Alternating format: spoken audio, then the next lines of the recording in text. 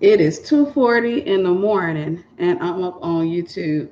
But I was alive. I saw that I had somebody already in waiting. I'm going to let you guys begin to come in. For those of you who are up, many of you are going to catch the pop up where you're going to catch um, you'll catch the replay because I know the majority of human beings are asleep.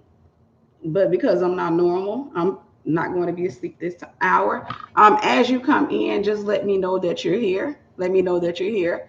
And that way I know I'm not talking to myself. I do see some people on here, but let me know that you're here so that I know that I'm not talking to myself.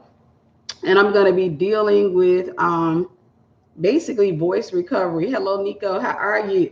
Nikki. I'm looking at Nikki and Coco. I love your name. Love your name. So, yeah. Hey, Maggie, how are you? So, I'm going to be dealing with voice recovery. Ah, so great to see you guys up. It's so great. Listen, it feels good to know I'm not the only one that's weird. It feels good. I was upstairs and I had told myself I was going to take the rest of today off because I had to go to the periodontist today. And I told myself that, and then I had to go to Walmart and do some other, I had to do some like errands today. So I told myself I was going to relax. I realized it's just not, yeah, it's just not in me. It's not in me to relax. It's just not in me. I'm upstairs like, what am I going to work on? So before I get into the message, I do want to make sure that I don't know if you guys are able to see I'll post it here. Good morning. Good morning. I don't know if you guys are able to see the information under the video yet. You probably have to wait till the video is posted. I don't know. Hey, listen, some of my favorite people are in here. Some of my favorite people are in here. Esther Prep in the house. Esther Prep in the house. So, yeah, I just posted up the link for those of you who want to write a book. Initially, I was thinking to come live and just really tell y'all about that. If you want to write a book, I'm going to be hosting a 4 to 5 week class called Remnant Writers 2.0. This is just while people are coming in. I'm going to be hosting a class called Remnant Writers 2.0. And in this particular class, you're going to write a total of 2 books. In this particular class, you're going to write a total of 2 books. I created templates. The first one is going to be a devotional. I've already created the template. And guess what? You're going to write the first book in a week, and it's going to be so easy. It's going to blow your mind because I created the template to make it really easy for you. I'm going to host a class where it's going to be a 31-day devotional, your first one, and we're going to be live in many cases while you're writing your book. You're going to have the accountability, the lessons, the wisdom, the community, and all of that. So that's the link. If you are interested in joining that class, it's going to be $149 for the 4 weeks. It's going to be $149 for people who are going to be publishing through my company. But the people who are not going to be publishing through my company is going to be a different price. I always have lower prices for people that are publishing through my company. But hear me when I tell you this. If you feel like God is giving you a burden to write a book, you're going to write your first book in a matter of 5 days, or maybe you've already written a book before, or what have you. But this right here is this template. The templates I created are going to blow your mind, and it's going to be so easy for you. And then the second part is going to be the actual book, and I'm going to make sure that I show you ways that's easy for you. You're not losing your mind, beautiful lady. You're just going through the highs and lows of life. When we're going through life, we do things like I have so many things I've done that, I regret it. And then I turn around and life just continues on. So life is just full of lessons. What makes you wise, what makes you become the woman that you want are the mistakes that you make. If you never make any mistakes, then you will never become the person that you want to be. Whenever I make a mistake, I beat myself up enough where I'm like, I don't ever want to do that again. I don't ever want to feel that again. All right. That's one thing. Another thing I want to make sure that I mention under the video, if you have ordered Esther Prep, if you sent me a Cash App, please, under the video, you will find a link. where you can submit your details. If you've already emailed me your details, that's fine. But if you have not, please, ladies, listen, submit your details. If your Cash App name is weird and it has nothing to do with your name, I'm not going to be able to guess your name. So you have to send me the details so that I know where to send the books to. I'm gonna have to wait for the second shipment. I ordered another shipment on yesterday, I think it was, or day before yesterday. So the second shipment, I'm gonna send it out as soon as I get it. But if you get to that, if you are sending me a Cash App to get a copy of Grown World or to get a copy of the Experiment CD, then make sure you fill that form out to let me know what your address is, what your Cash App name is, or what have you, so I know where to send it. I was going to try to force myself to send it out today since I had to get out, but I couldn't because I had so much partial information that I was like, I can't guess this. I don't know where to send this, So make sure you're sending the address. Don't email me the address now. I created a form to make it a lot easier so everything is in one place. So that's that. We got enough people on here. Make sure you like and share this video. Do me this favor. I know it's 3 a.m, almost 3 a.m, but make sure you like and share this video. I'm going to show you guys how to recover your voice. And remember, we are in this where we're going to learn voice recovery. Now, just to stop off here, part of voice recovery is doing what you never thought you could do. I just got to talk about the class or what have you. Many of you're afraid to write a book because it just does not fit who people think you are. You've always been just kind of in the background, and you've never shown off your intelligence or anything like that. Or maybe you've made a lot of mistakes in life and you have told yourself over the course of your life that you really don't have anything to share with anybody else. And I'm going to call it what it is. It's baloney. It's baloney. It's what the enemy does to the mind. The enemy likes to use guilt and shame to hold people back, to keep them from doing anything great. A lot of times what he likes to do is he likes to sit back and he'll talk about something that you've done over the course of your life or something you did back in your past, and he'll utilize that and say, well, if you write a book, if you ever try to go public, I'll expose you. It's under the blood, man. Don't even worry about that kind of stuff. So that's part of voice recovery, is actually utilizing your voice and doing the things that the enemy, society, and the people that you hold dear to you don't believe that you can do, or that you are I don't even want to say intelligent enough. I would say qualified. That's the word I'm searching for. Qualified. A lot of times we have a tendency to live under people's perception. So for those of you who have dealt with narcissists or narcissistic abuse, then 9 times out of 10, you just really don't feel qualified to do much of anything, because you've heard over the course of your life that you're nobody, or maybe you feel guilty. Maybe you feel ashamed. One of the things that happens to us over the course of our lives is that sometimes we end up taking things or accepting things or going through things, experiencing things that we never thought we would experience. It's funny because a lot of humbling that I got happened because things happened to me that I said I would never let happen to me. And I meant that with everything in me, with every fiber of my being. Nevertheless, when I found myself in a situation, I didn't realize at first when you're talking, I'll give you an example. If you say, I would never let a man hit me, that's great. I would never stay with a man in an abusive relationship, that's great. But if you find yourself in an abusive relationship, believe me when I tell you, it's not as easy to walk away as most people would think, because when you're dealing with an abuser, when you're dealing with a narcissist, what they have a tendency to do is get you to make a lot of investments in that relationship. So it's not the relationship that you're holding on to. Half the time, it's the fantasy, it's the investments, it's so much stuff that you're holding on to. And then a lot of times what they do is they get you to begin to make commitments. When you're in the beginning stages of that relationship, when you're in happy phases, and even when you're going throughout the relationship, a lot of times what a narcissist will do is they will open up to you. They'll open up to you. So a narcissist will sit back and tell you, for example, that their father used to abuse them. They'll tell you some things that can seem relatively private. Like, it makes you feel like I got to protect this person. I have to protect his integrity. Or if it's a woman, I got to protect her name. I got to protect her virtue. I got to protect this person from the outside world. And then, when you're in happier times, when everything is good, what have you, when you're having pillow talk or what have you, a lot of times what they'll do is they'll tell you stories about things that people have done to them. And so they cast themselves as the victim. And it gets you to a point where you're like, wow, this is an amazing human being. Like, who would want to do something like this to this guy? And, you're kind of having this thing in your head, like, where you're like, well, I'll never do this to this person. And then they'll keep doing it until you finally come out of your mouth and you'll start saying things like, I won't leave you.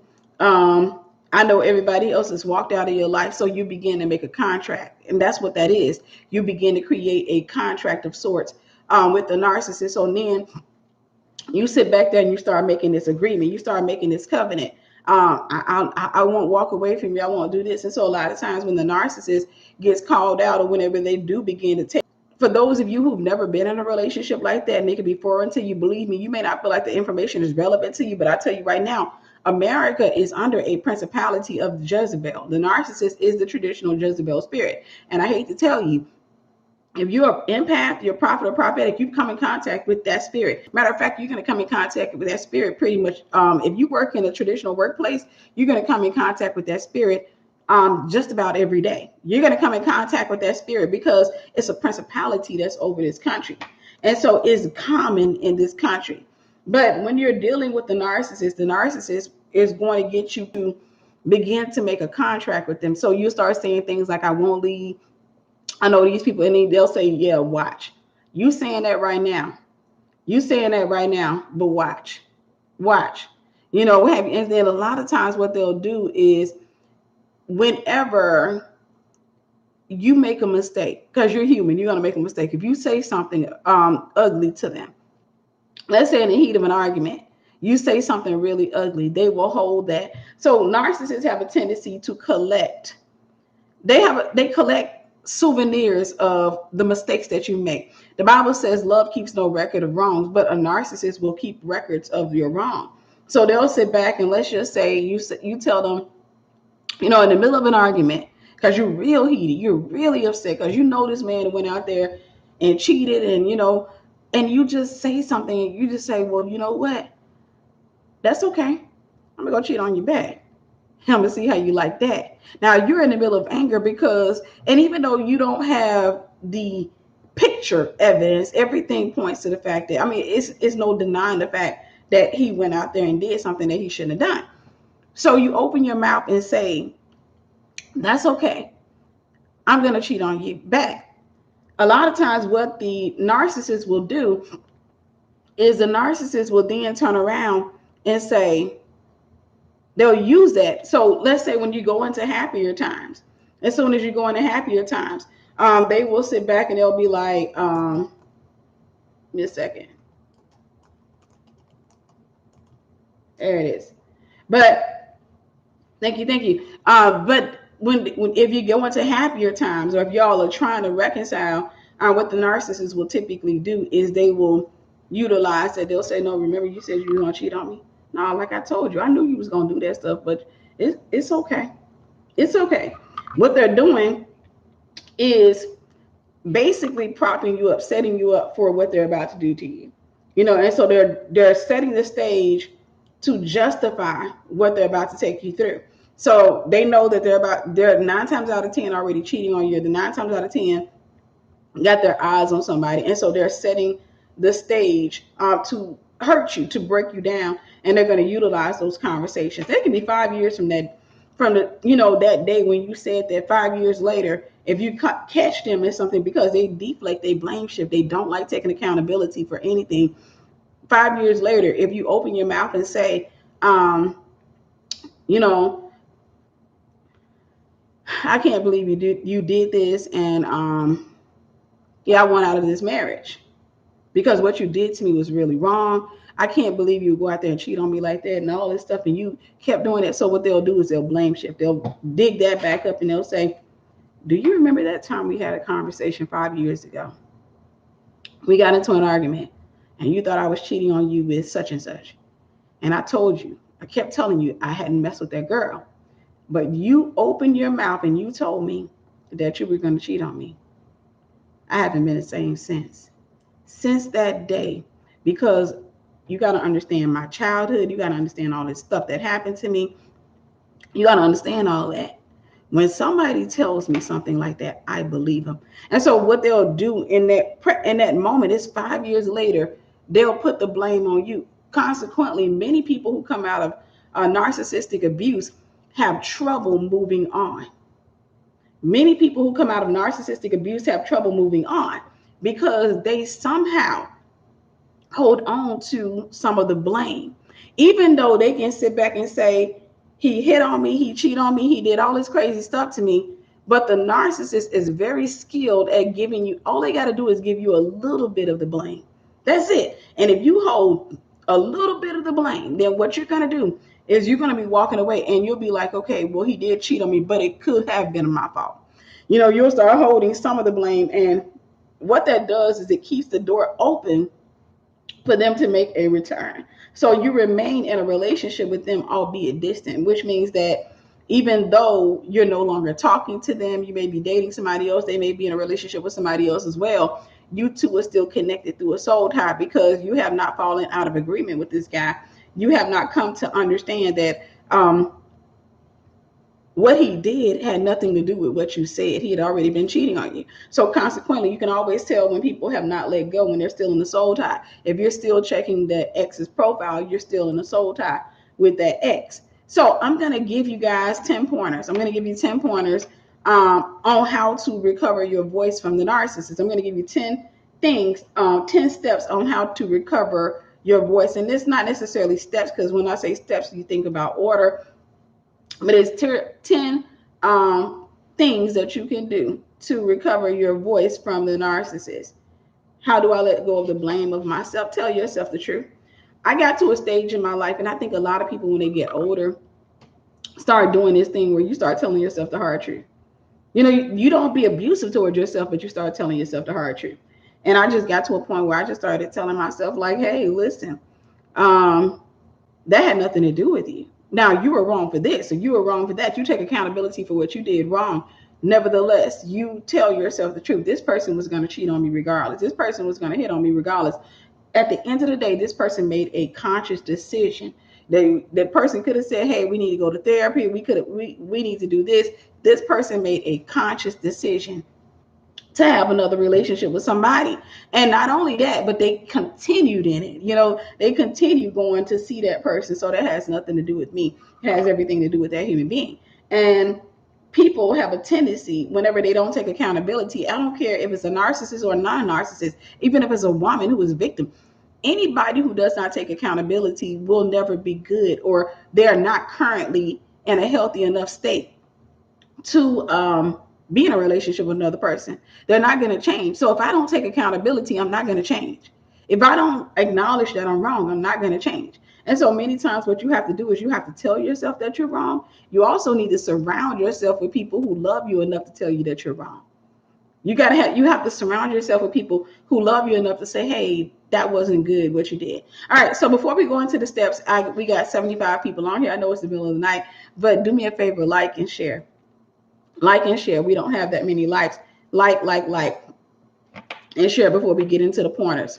Like, and share before we get into the pointers. I got 10. I'm going to try not to stay too long, and I'm going to let y'all go to bed.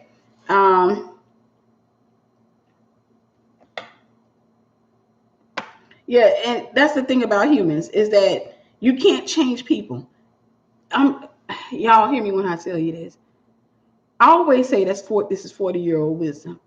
You come to understand at some point when you're in your 20s, you still think you can change people, because they always look fixable. Because what people do is they'll give you the passcode, or they'll give you a false passcode to their heart.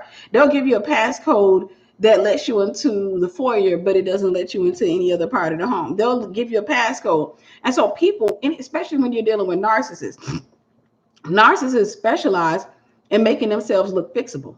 They specialize in making themselves look like they're fixable. They look like if you try hard enough, you can't over the course of your life. When I got to that stage, even with family, I stopped burning my energy. I started understanding the scripture that says, don't cast your pearls to swine. Don't cast your pearls to swine. If a person is not willing to make any adjustments to their life, to make any changes to their life, they're just not gonna change. They'll let you think that they're gonna change, but you'll spend your life trying to help them to change. You'll spend your life trying to facilitate a change in their life, trying to motivate them to change, trying to threaten them to change. You'll spend the rest of your life. And the crazy thing is, we got this one life here on earth, and what a lot of people do is they waste it. They waste it. And I always tell myself, I don't want to be that person who wastes her life, and then I look at somebody else and they're having a great life, but I wasted mine on another human being. Let's get the likes up, guys. Let's get the likes up. All right, we're going to go ahead and move into the steps. Number one is the obvious. This had to be number one. Pursue God with everything in you. Pursue God. Some of these steps are going to be practical, but these are 10 steps. Pursue God with everything in you. There is no getting away or getting around this. God has to be number one in your life. He has to be number one in your life. Put him ahead of your own agenda. Matter of fact, one of the prayers that I always pray is, Lord, purify my motives. Lord, purify my heart, purify my motives. Because one of the things that I came to understand was that you can sit here, unless God builds the house, those who build it, they labor in vain. I've done like most people do. I've built relationships. I've built businesses. I've built things out, and God wasn't in it, and it did not work. And I put years into that stuff.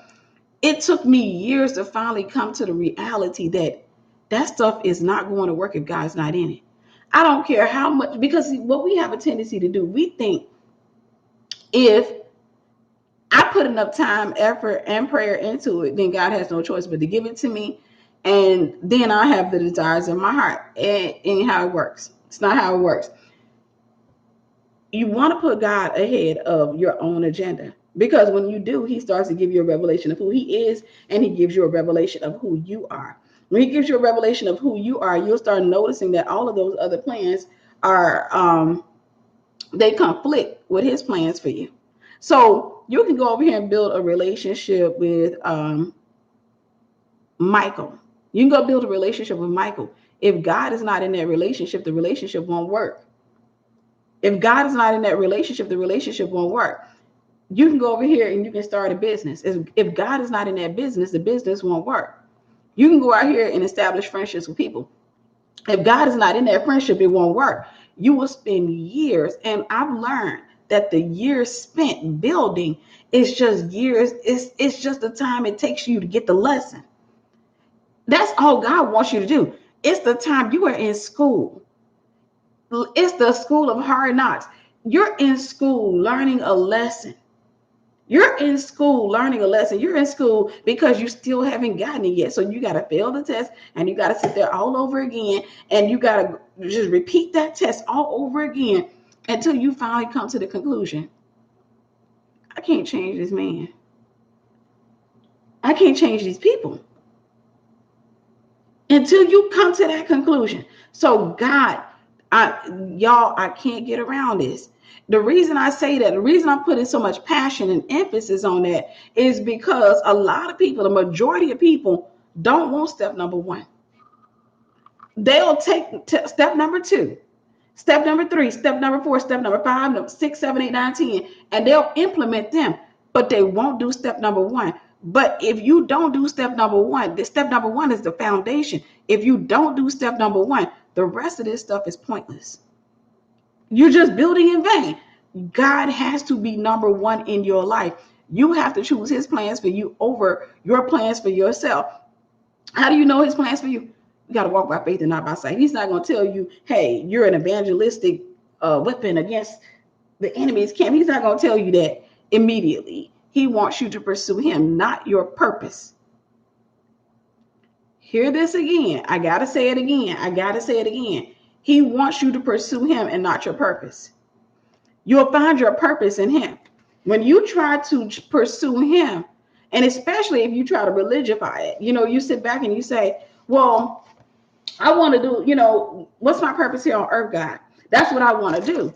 You can make an idol out of your assignment. You can make an idol out of your purpose. You can make an idol out of those things. So God wants you to be in his face, praying every night, spending time reading your Bible, studying the word. He wants you in his face. He wants you pursuing him with all of your heart. He wants you sitting back telling your friends, hey girl, I'm about to go pray. I can't talk right now. I'm over here. I got to spend time with God. Put him number one. Now, I got to stay here for a minute because I got to get you to understand that having a relationship with God does not necessarily mean that you're making him number one. Having a relationship with God does not make him number one in your life. A lot of times we have relationships with God, but we put him in the back seat. We make him secondary to our own opinions. We make him secondary to our own preferences. We make him secondary to our own relationships. Having a relationship with God does not make him number one. Maturity, as you begin to study and spend time in his presence and get to know him, then the things begin to shift in your life, and then you start to prioritize him over everything else. You start to prioritize him. Make sure you hit the notification button, and I think you should get notifications then. But you start prioritizing him over everything else. When you put God above your will, there is nothing on the face of this earth you can't have, unless it's outside the will of God. You can't have somebody else's husband. That needs to be heard. Or for the brothers, you can't have somebody else's wife. You can't covet somebody else's stuff. But if you put God number one in your life, he'll give you anything, all of the desires of your heart. The reason for that is because God is number one, you won't make that stuff an idol. The reason God holds stuff back from you is because you would make it an idol. He's not number one in your life. And he knows that if I give you the house, if I give you the money, if I give you the car, if I give you the man, you will make an idol. People literally make an idol out of their children. They make an idol out of their children. And what God wants them to do is he wants you to get to that point where you put him as number one in your life, not just have a relationship with him. It takes time for you to grow into that relationship where you can actually pull yourself to the back seat and let him take the front seat. When you first start your relationship with him, because you are a babe in Christ at that time, because you are immature, you're going to put yourself first. That's natural. A babe in Christ will always put themselves first. A babe in Christ is going to always have God in the passenger seat, the back seat, or chasing up behind the car, or at least chasing in the head. So what has to happen is you got to mature in God to the point where you can trust him to take the wheel in your life. It makes me think of some of the prayers I used to be afraid to pray. Like when I would say, Lord, let your will be done and not my own. I remember being afraid of that prayer, being terrified of that prayer, because I was thinking, if I say that, he gonna remove all my friends. He gonna get rid of this dude. He gonna do this and he gonna do that. And I wasn't lying. Somehow I knew that God was gonna rearrange my life, and I just didn't want him to rearrange it. Nevertheless, I realized that I wasn't here for me. And I don't want to go before God saying, I'm sorry, I didn't do what I was here to do because I put myself over you. I'm sorry. Like I wanted to have the house, the husband, the car, the 3 children, and I wanted to have all the things that the world showed me. I wanted to have the American dream. But I still stayed Christian. I had a relationship with you, and he's like, yeah, but I wasn't number one in your life. When God is number one in your life, this is how you'll know it. Because I know a lot of people on here would argue, he's number one in my life. You do the bullshit, because that's what we do. But at the end of the day, the way you can tell if God is number one in your life is, are you in your purpose? Are you doing, like, is ministry? Are you doing ministry? Are you pursuing God with all of your heart, mind, and strength? And when I say ministry, I'm not talking about do you have a church? I'm talking about, are you ministering to people? Are you telling people about the love of God? It's the same thing we do when we get in a relationship with somebody. When we fall in love with somebody, or quote unquote fall in love with somebody, what we have a tendency to do, we tell people about it. We talk about it. Girl, this man, oh, he's amazing. Who are you telling about God? Who are you talking to people? Are you telling people, let me tell you what God did for me? Or are you still ashamed of him? So when you get around your friends and they cussing and carrying on, you just sitting up there like, I don't want to bring God up because I don't want to make them feel some type of way.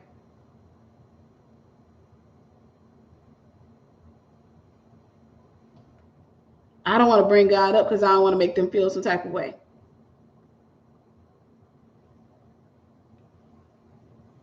All right, sort of.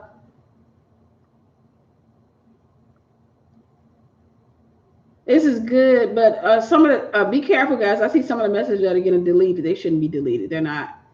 They're not bad messages or anything like that, so they shouldn't be deleted. I don't know. I just see a lot of yeah. I see a lot of messages that are deleted that shouldn't be deleted. So no, she shouldn't be timed out because that's us, Sister Jessica, Catherine. That's Sister Jessica. So yeah, she's not doing anything wrong. So pursue God first with everything in you. Pursue God first with everything in you. As a matter of fact, that means give him all of your energy. The Bible talks about you got to love God with all of your heart, mind. Oh, okay. Okay. Um, you got to love God. Oh, so it's the system doing it. Okay. But you got to love God with all of your heart, mind, and strength. You got to love him. That means you got to give him all of your energy.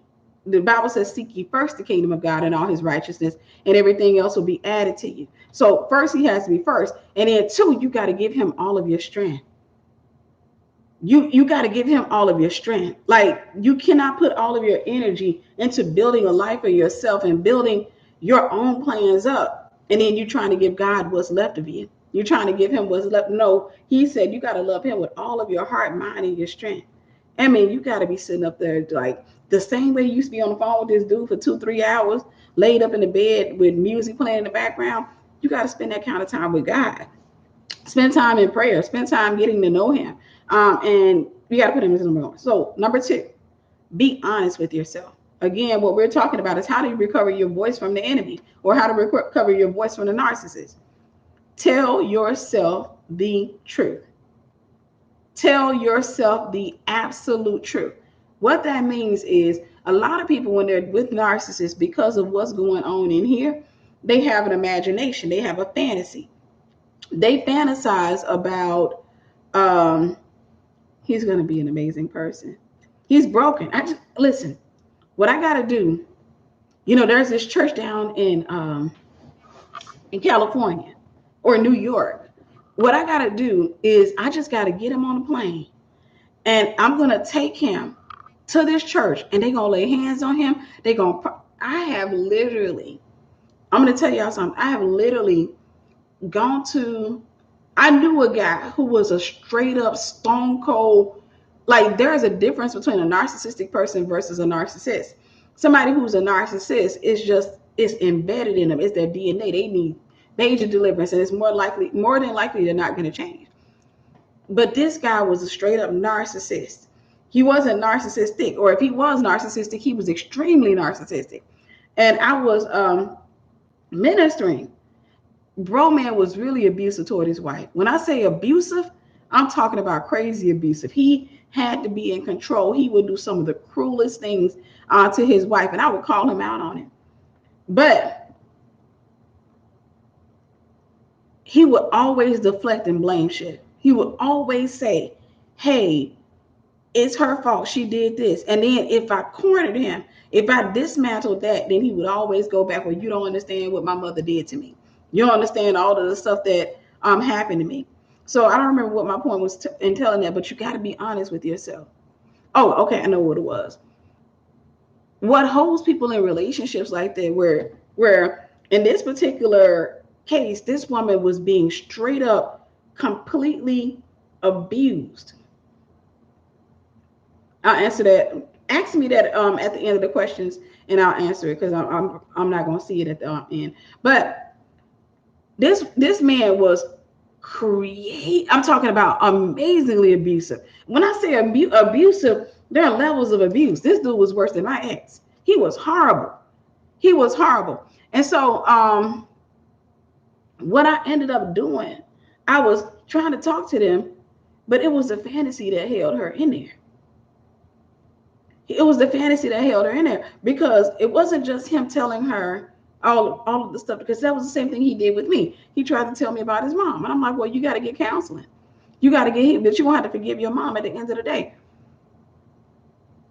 When people don't tell themselves the truth, they stay in relationships that are the only end to that relationship is going to be the other person losing their life or losing their mind. A narcissist will discard you when you become extremely broken to the point where there's pretty much almost no recovery for you.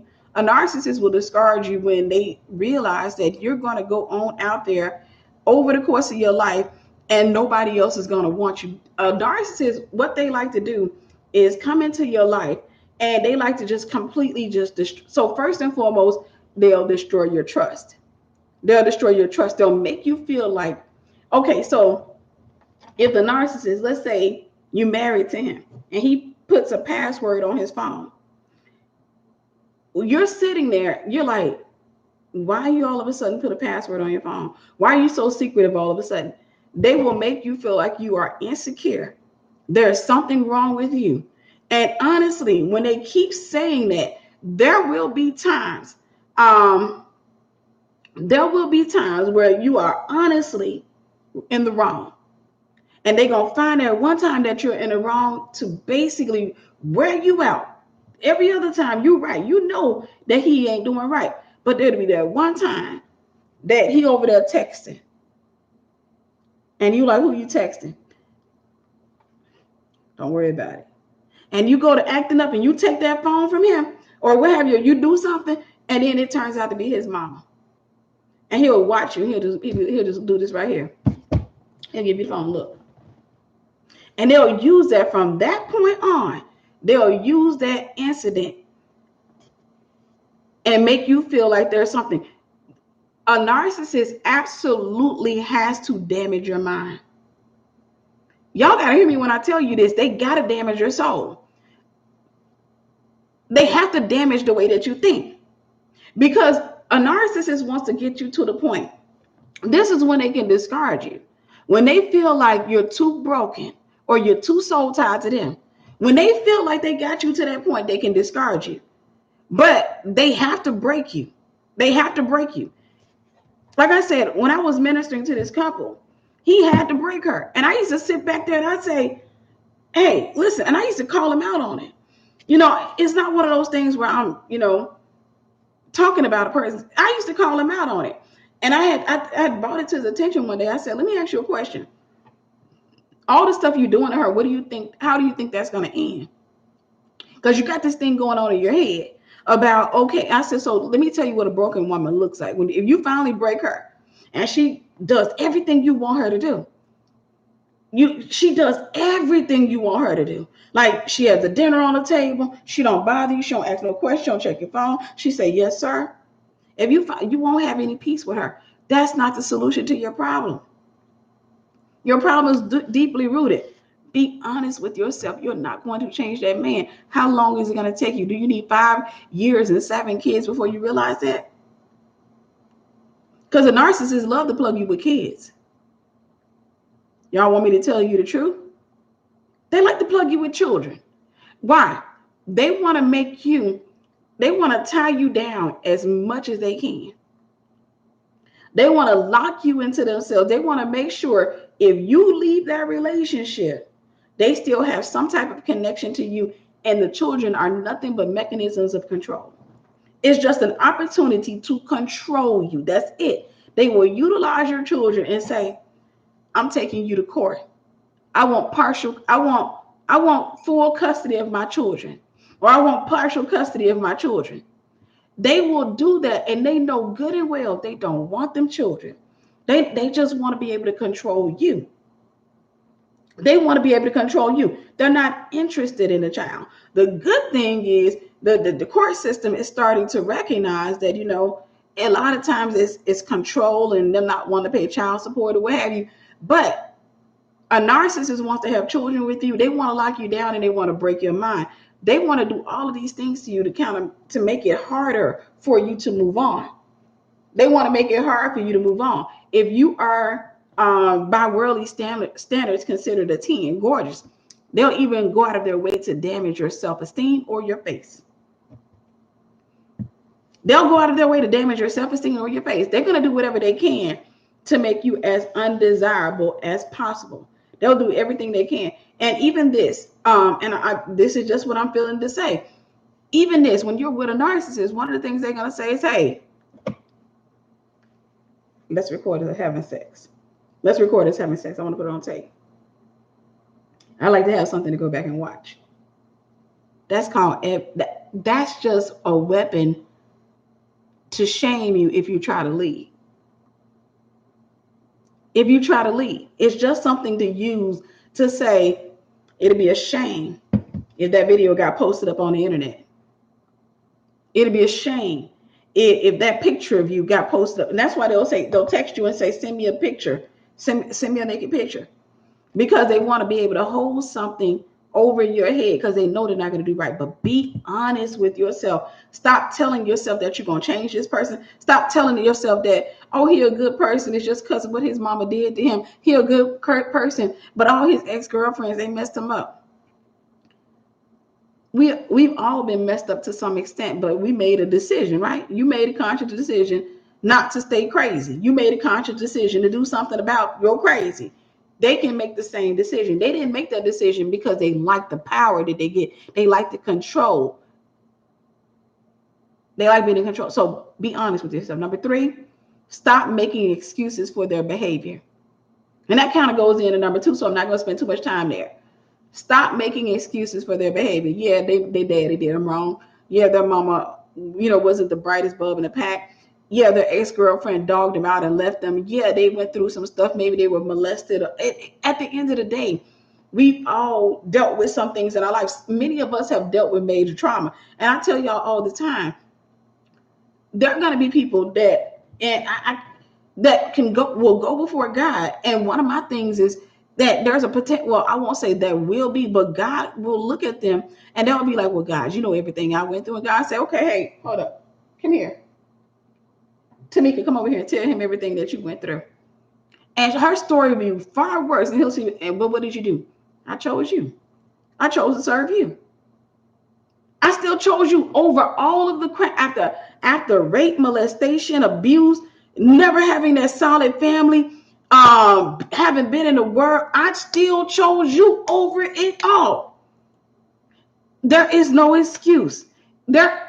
Listen. There is no excuse credible enough, powerful enough for God to say, your case, in your situation. Unless they have not heard the gospel of Jesus Christ, you got to understand this. Narcissists remain narcissists because they like power. Narcissists remain narcissists because they like power. How do you rebound from a smear campaign? Basically, 1, you tell the truth about yourself. And then 2, the smear campaign, honestly, is beautiful enough to tell you who should be in your life. And whoever believes the smear campaign, then you don't worry about them because at the end of the day, that wasn't your friend anyhow. But the people who don't believe the smear campaign, those are the people that, you just tell the truth to. People who are logical, they know that, okay, we're dealing with a narcissist, what have you. But if it's something that you actually did do, the way that you make the narcissist impotent is basically just tell on yourself. So if I was with a narcissist and he said, Tiffany, did this, and if it's something I actually did, I would be like, you know what, I did do that, and you know what, I regretted it, and it was stupid or what have you. But at the end of the day, I made my mistakes. And then a lot of times if they're threatening something, threatening to I tell on myself. You just tell on yourself or what have you. But if it's not something that you did, you just allow them. They do their smear campaign. It only works on the people who want that lie, who like gossip, who want to believe something bad about you. And so for those type of people, it ain't no help for them anyhow, because even if they do hear the truth, they still not going to want to listen to the truth because the lie is juicier than the truth. But number 3, again, stop making, well, that's number 2. That's part of number 3. But part of number 2, stop making excuses for their behavior. Stop making excuses for their behavior. Don't sit back and say, okay, I know what happened to him growing up. I know what he, the stuff that happened to him. That was one of the things that I did when I was in a relationship with a narcissist. That was the thing I did. I made excuses for him, because what a narcissist does is they they will introduce you to all of their brokenness and get you to the point where you feel like you need to protect that part of them. And then whenever, thank you, Sister Sherry, God bless you. But whenever, okay, I see that's Remnant Writer still, thank you. But whenever you start, what was I talking about? Stop making excuses for their behavior. Stop making excuses for their behavior. But don't justify their brokenness, because you'll look at it and be like, well, okay, it's only because this happened to him. Or what they do is beware of people that play the victim, even females, because women can be narcissists. Typically, when we call a woman a narcissist, this is what I love about the term narcissist, is that it's a secular term that they're using in the world of psychology, and we're adopting it, but it's the same thing as a Jezebel spirit. But whenever we used to say Jezebel in the church, people thought it was just a woman, but there are male Jezebel spirits. There are males who have the Jezebel spirit, but they didn't identify them, as much or what have you. When you say narcissist, people typically think about a male. They think about a man, but it's the same spirit. It's just the same spirit. But don't make excuses for them. You got to be able to tell yourself the truth. At the end of the day, he made a decision to be the way that he is. Yes, he may have been broken. He may have been abused. He may have went through some stuff, but he made a decision. Even if he utilizes something that you said or something that you did as his leverage, he still made a decision. Don't make excuses for him. Number 3, bury misplaced hope. Rid yourself of the fantasy that keeps you tied to them. Bury misplaced hope. Stop sitting there thinking it's going to get better. I'm telling you how to get your voice back. It's going to get better. I'll lose weight. Or in my case, I used to think I'll gain weight. I'm going to get me a nice wig. I'm going to get this and I'm going to get that. And I'm going to become everything he's ever wanted in a woman. You know what happens a lot of times with narcissists, a lot of women, and y'all call me out if I'm telling a lie. A lot of times with women, they have to adopt so many different personalities, and what we in the world, people in the world call it, is being a freak in the sheets and a lady in the streets. They have to adopt so many different personalities in an attempt to entertain that narcissist. Meaning, a lot of times, if they're sexually involved with the narcissist, they go out there and buy a bunch of wigs. I'm going to show you how the enemy will come against your identity. They buy a bunch of wigs and do a whole lot of stuff because they're too busy trying to show this guy that, hey, I can be all of those things. Like, okay, so tonight you ain't got to call me.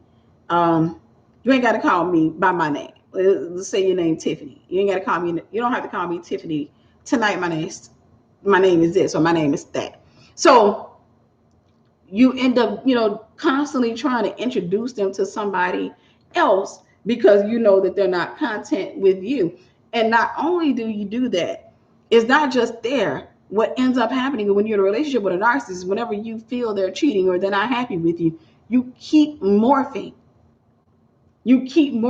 So if I had braids in my hair and I'm with a narcissist, and he's doing so, he's gonna make me feel like I'm not good enough, like I'm not pretty enough, or what have you. So 9 times out of 10, what I would then turn around and do is I want to change my hair. Because I feel like if he comes home and I look really nice, it'll get his attention again. Maybe I just been looking basic. I've been looking plain for a while. So I go out there and I say, you know what? And the beautician says, what do you want done in your hair? And I say, let's do something wild. You know why I'm telling the beautician that? Because what I'm trying to do is, the man is not happy with Tiffany. I'm sitting there in that chair about to become somebody else because I'm trying to find who he's attracted to. And I'm trying to become her. What is it that makes him happy?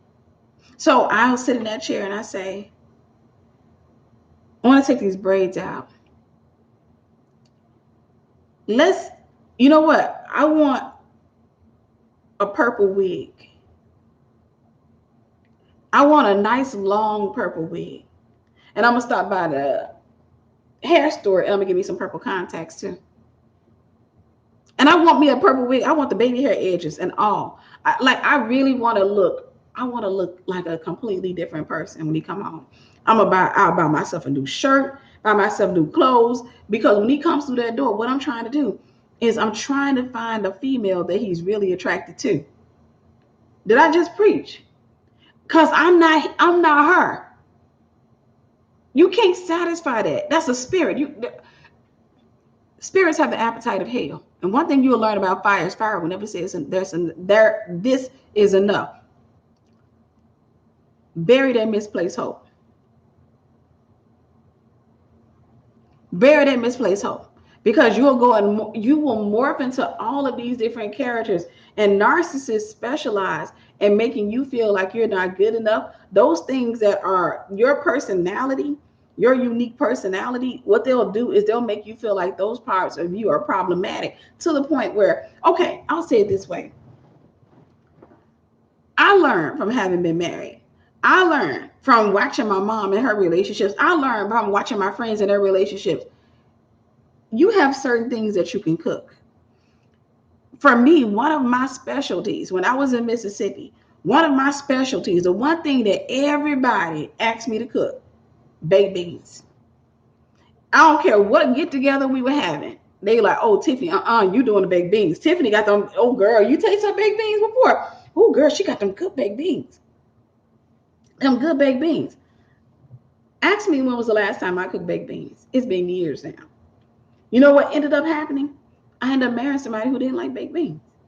He didn't like baked beans at all. So even though I cooked it for me a few times, slowly but surely, you kind of pull away from cooking that because he's not eating it. What I'm trying to get you to understand is that what then happens is no different than being in a relationship with a narcissist. It's no different than trying to change your personality. You changing your personality. If you show them a trait or quality or something about yourself and they reject that, eventually, slowly but surely, you stop acting like that. So let's just say you're super girly. You've always been super feminine. You've always been the type of person that, you like to show off you like to dress up, wear your makeup, wear your hair and all that. And he says, I don't like women that do all that. Now, in the beginning, you're going to keep on.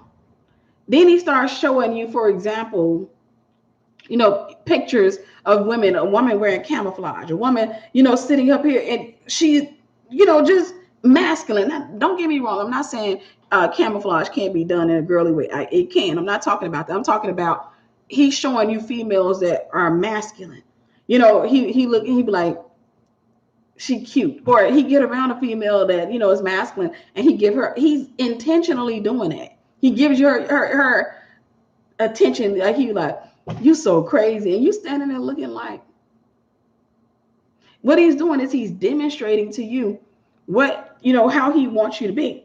He's demonstrating to you how he wants you to be, because what he wants to do is he's saying to you that you're not good enough. So what's going to end up happening? You can sit here and say you won't, but over the years, what's going to end up happening is you will get up one day and you're going to go and next thing you know, you're going to start becoming or morphing into what he wants. What you're doing is losing yourself. That's the reason why when people come out of relationships, they say, I'm finding myself.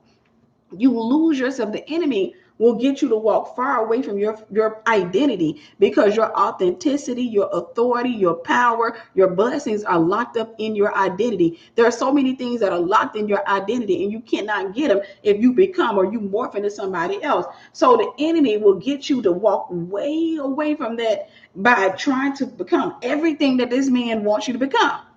And you can become so accustomed to it, you don't even know that you're losing yourself. So now you're walking around the house and now you're no longer girly. Now you're walking around the house and you're trying to talk, in a masculine way. You're trying to talk and you're trying to do things, because what he's trying to do, he's trying to show you this is not how, and he will try to teach you how not to be a blessing. So another thing he may do, you may be a super clean person. Man, that's the stuff I keep talking about. When you keep on cleaning, sit down sometimes. Sit down. Dude, you would think you'd be appreciative of the fact that I'm cleaning this house. Sit down sometimes. Because what he's doing is he's breaking those different qualities about you. And this, to my brothers, it's the same thing women can do it, but he's breaking those things that make you a blessing. Those things that make you into a helpmeet. He is breaking those things off of you, and he's acclimating you to become the very thing that nobody else is going to want. To become a broken woman, distrusting, who's not clean. He's breaking you until you become that type of person. He's breaking you until you become that type of person. So bury misplaced hope, misplaced hope. Rid yourself of the fantasy. You don't break up with the narcissist. You break up with the fantasy. I've said this to y'all before. The only way you're going to get out of that relationship, you got to divorce the fantasy, because it's the fantasy that keeps you in a relationship with the person. The fantasy is he's going to become a good person. We're going to buy a house together. We're going to travel the world together and all that. He's going to get delivered. He's going to get healed. And he's going to become an amazing man. That's the fantasy. The fantasy is he's going to be up here. Somebody going to cast some demons out of him at some point. He's going to be an amazing person, because every person has potential. And you are somebody that has seen his potential. And because you've seen his potential, you are in love with his potential. You're not in love with the person. You're in love with his potential. And because you're in love with his potential, you think that you can change him, because you've got a chance to see parts of his potential that nobody else got a chance to see. And so you will spend all of your time and all of your energy trying to bring his potential out of him. But everybody has potential. So you got to get rid of the fantasy. You got to divorce the fantasy. Now, the fantasy was there before him. The fantasy is not something that he created. That was something that you created before him.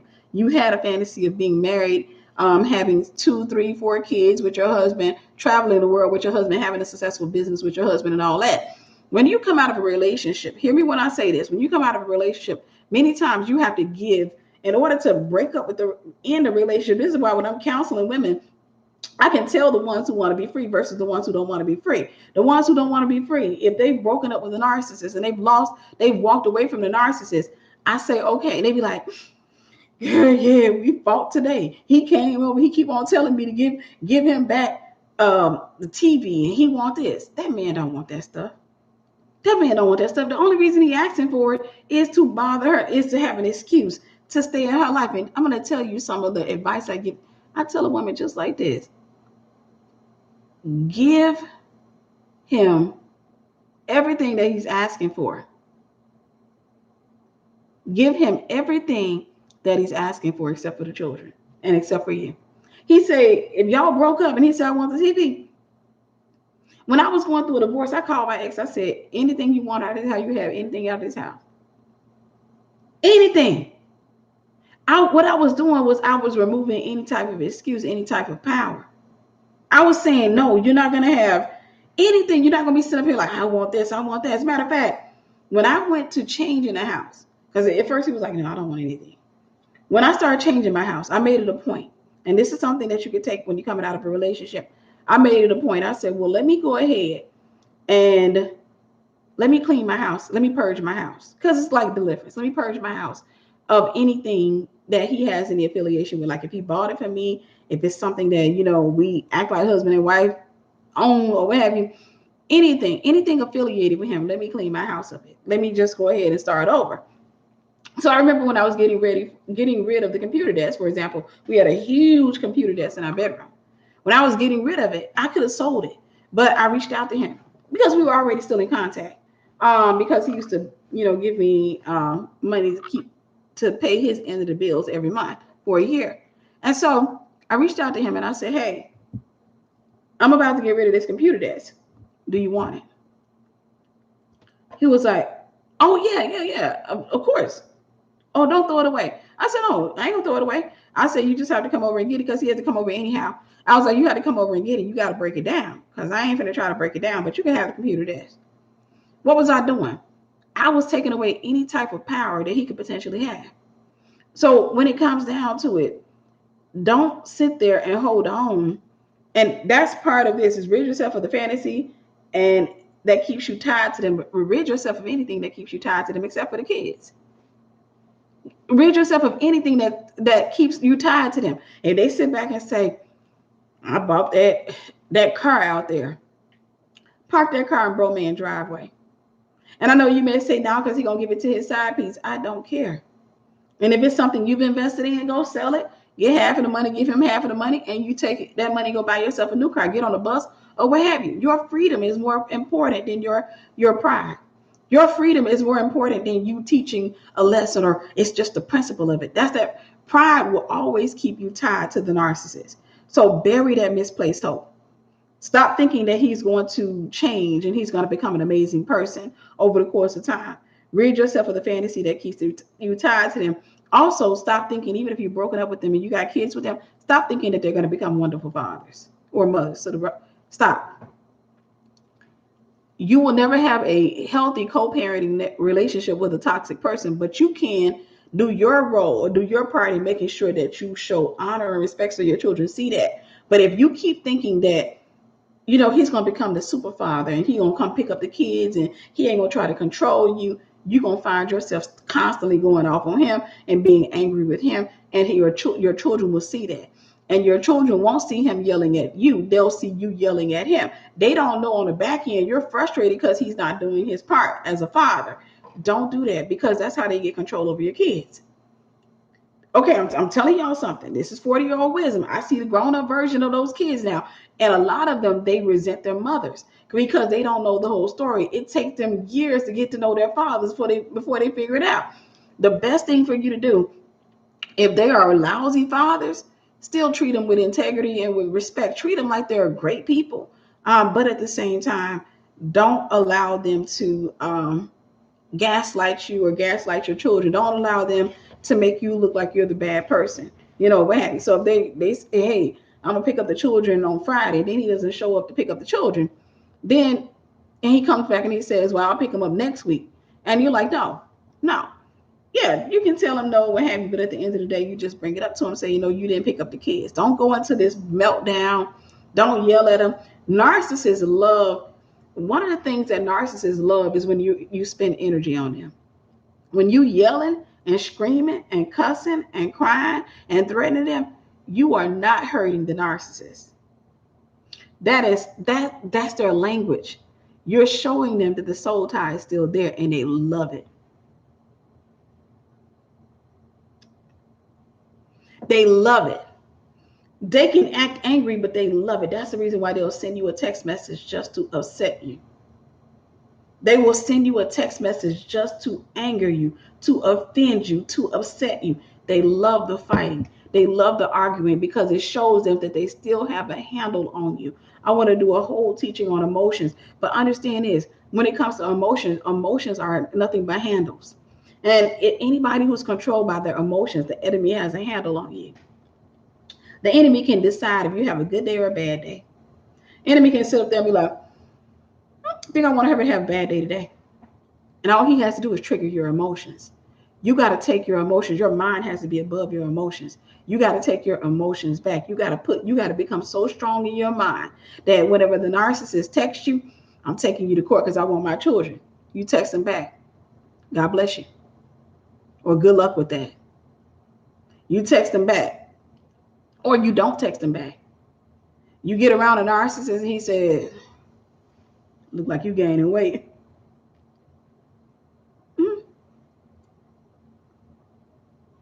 They want the response. They want the response. They love the response. And so when you're sitting there thinking that you're doing something by castrating them, they already castrated. They already castrated. So that's next. Number 4. That's that, excuse me. Number 4, get therapy. Get therapy. I know that in many of our communities, we don't see therapy as important, or we have negative stigmas attached to therapy. Get therapy. If you're in a relationship with a narcissist, 9 times out of 10, your voice was taken from you when you were a child. Prove me wrong. You probably you had a narcissist for a parent. 9 times out of 10, if you're in a relationship with a narcissist, one of your parents is probably a narcissist. It's the Jezebel spirit. Until you divorce that demon gonna keep coming in your life through different people. It's gonna keep coming into your life. If I break up with Mark And Mark has a Jezebel spirit. I broke up with him, not that spirit. When I go into another relationship, 9 times out of 10, it's going to be another dude with a Jezebel spirit. Because it's a familiar spirit. It's called a familiar spirit for a reason. That's when I'll be talking about my type. When you say type, you're really talking about a familiar spirit. When you start talking about your type, you're talking about what you're familiar with. You may not like certain things, but certain characteristics are indicators that other characteristics are there. So I'll say this, for example, a lot of women are attracted to a man who shows jealousy because it makes her feel like he wants her and that he loves her and that he cares. But jealousy, especially when it starts manifesting early, that is a red flag. That is a red flag. Or a man, one of the red flags that happened with me when I was dating a narcissist, the red flag that I had was that he didn't want to be separate from me. And I thought it was cute. I love the fact that he wanted to be with me every single day. That he wanted, when I got off work, he wanted to see my face. No matter what happened, he wanted to see my face. Get therapy. You come from a toxic background. Now, it doesn't mean, hear me when I say this, there's a possibility that one of your parents was a narcissist. And because that spirit is after you, that spirit's going to keep coming after you. But it could be it's a possibility that you could have had an Ahab. The Ahab spirit could have been in your mother. And what she did was she opened you up for the Jezebel spirit. It's possible because Jezebel is married to Ahab. And so what she did was she kept giving you all this authority and control and letting you have tantrums and act up. Women who have Ahab spirits typically will teach their daughters how to be Jezebels. Or they'll have one of their sons, they'll teach them how to be Jezebels. They'll dog their daughters out, they'll break their daughters. They do stuff like that because what they're doing is that spirit in them is conditioning you to get a spirit in you. So make sure you get therapy. And I didn't put this down, but I can add this to number 4, get deliverance. Make sure you're getting repeated bouts of deliverance. Make sure you get a lot of therapy and a lot of deliverance. This is how you begin to take your voice back. Number 5, hide yourself in the strong tower and don't come out until you're healed. And I'm talking about when it comes to romance. You have to be honest with yourself. And this is the one that most people won't follow through. Number 1, pursue God with all of your heart. That's one people won't follow through with. And number 5, people don't follow through with. Because when you're broken, you want a relationship. You're still dealing with the fantasy of the house, the car. And listen, I'm not trying to act like I'm better because that was my fantasy. That's why I ended up married twice. I was a young babe in Christ. And I had this fantasy of this world. And it wasn't God's plans for me. Was marriage in God's plans for me? Yeah, I believe so. But just not at that stage in my life. I didn't even know who I was. I had no idea as to who I was. So my plans for me was to be a wife and mother. That was my plans for me. Then I have a little business on the side and all that other stuff. It wasn't God's plans for me. It wasn't God's plans for me, especially in that season of my life. God wanted me to discover him. He wanted me to discover who I am. I didn't want that. I wanted to get married and have, because I'd already picked out my identity. It took me 2 failed marriages before I finally woke up. I woke up actually in the beginning parts of that second one. That's when I started waking up. That's when I started really calling on the name of the Lord. And it took me to go through all of that before I said, okay, God, you get me out this relationship, I'll do it right. Hear me when I say this. You can either come out of the relationship with the narcissist and go into that same cycle with somebody else, or you can make a decision. I don't ever want to go into this place again. That was the decision I made. I said, I don't ever want to go through another divorce. I don't ever want to be in a relationship with a narcissist. I don't ever want to be in a toxic relationship ever again in my life. Because the majority of people will go spend their lives doing this right here, going in circles. Majority of people go in circles and in cycles for the entirety of their lives. And for me, thankfully, I got a chance. And I'm not saying that it's a good thing, but I got a chance to see that in my family. Women are in a relationship with somebody, they with them for 8, 9, 10 years. And then it doesn't work. And then it's just this cycle, and they never get married. And if they do, it would end up in divorce. And I made a decision that can't be me. That can't be me.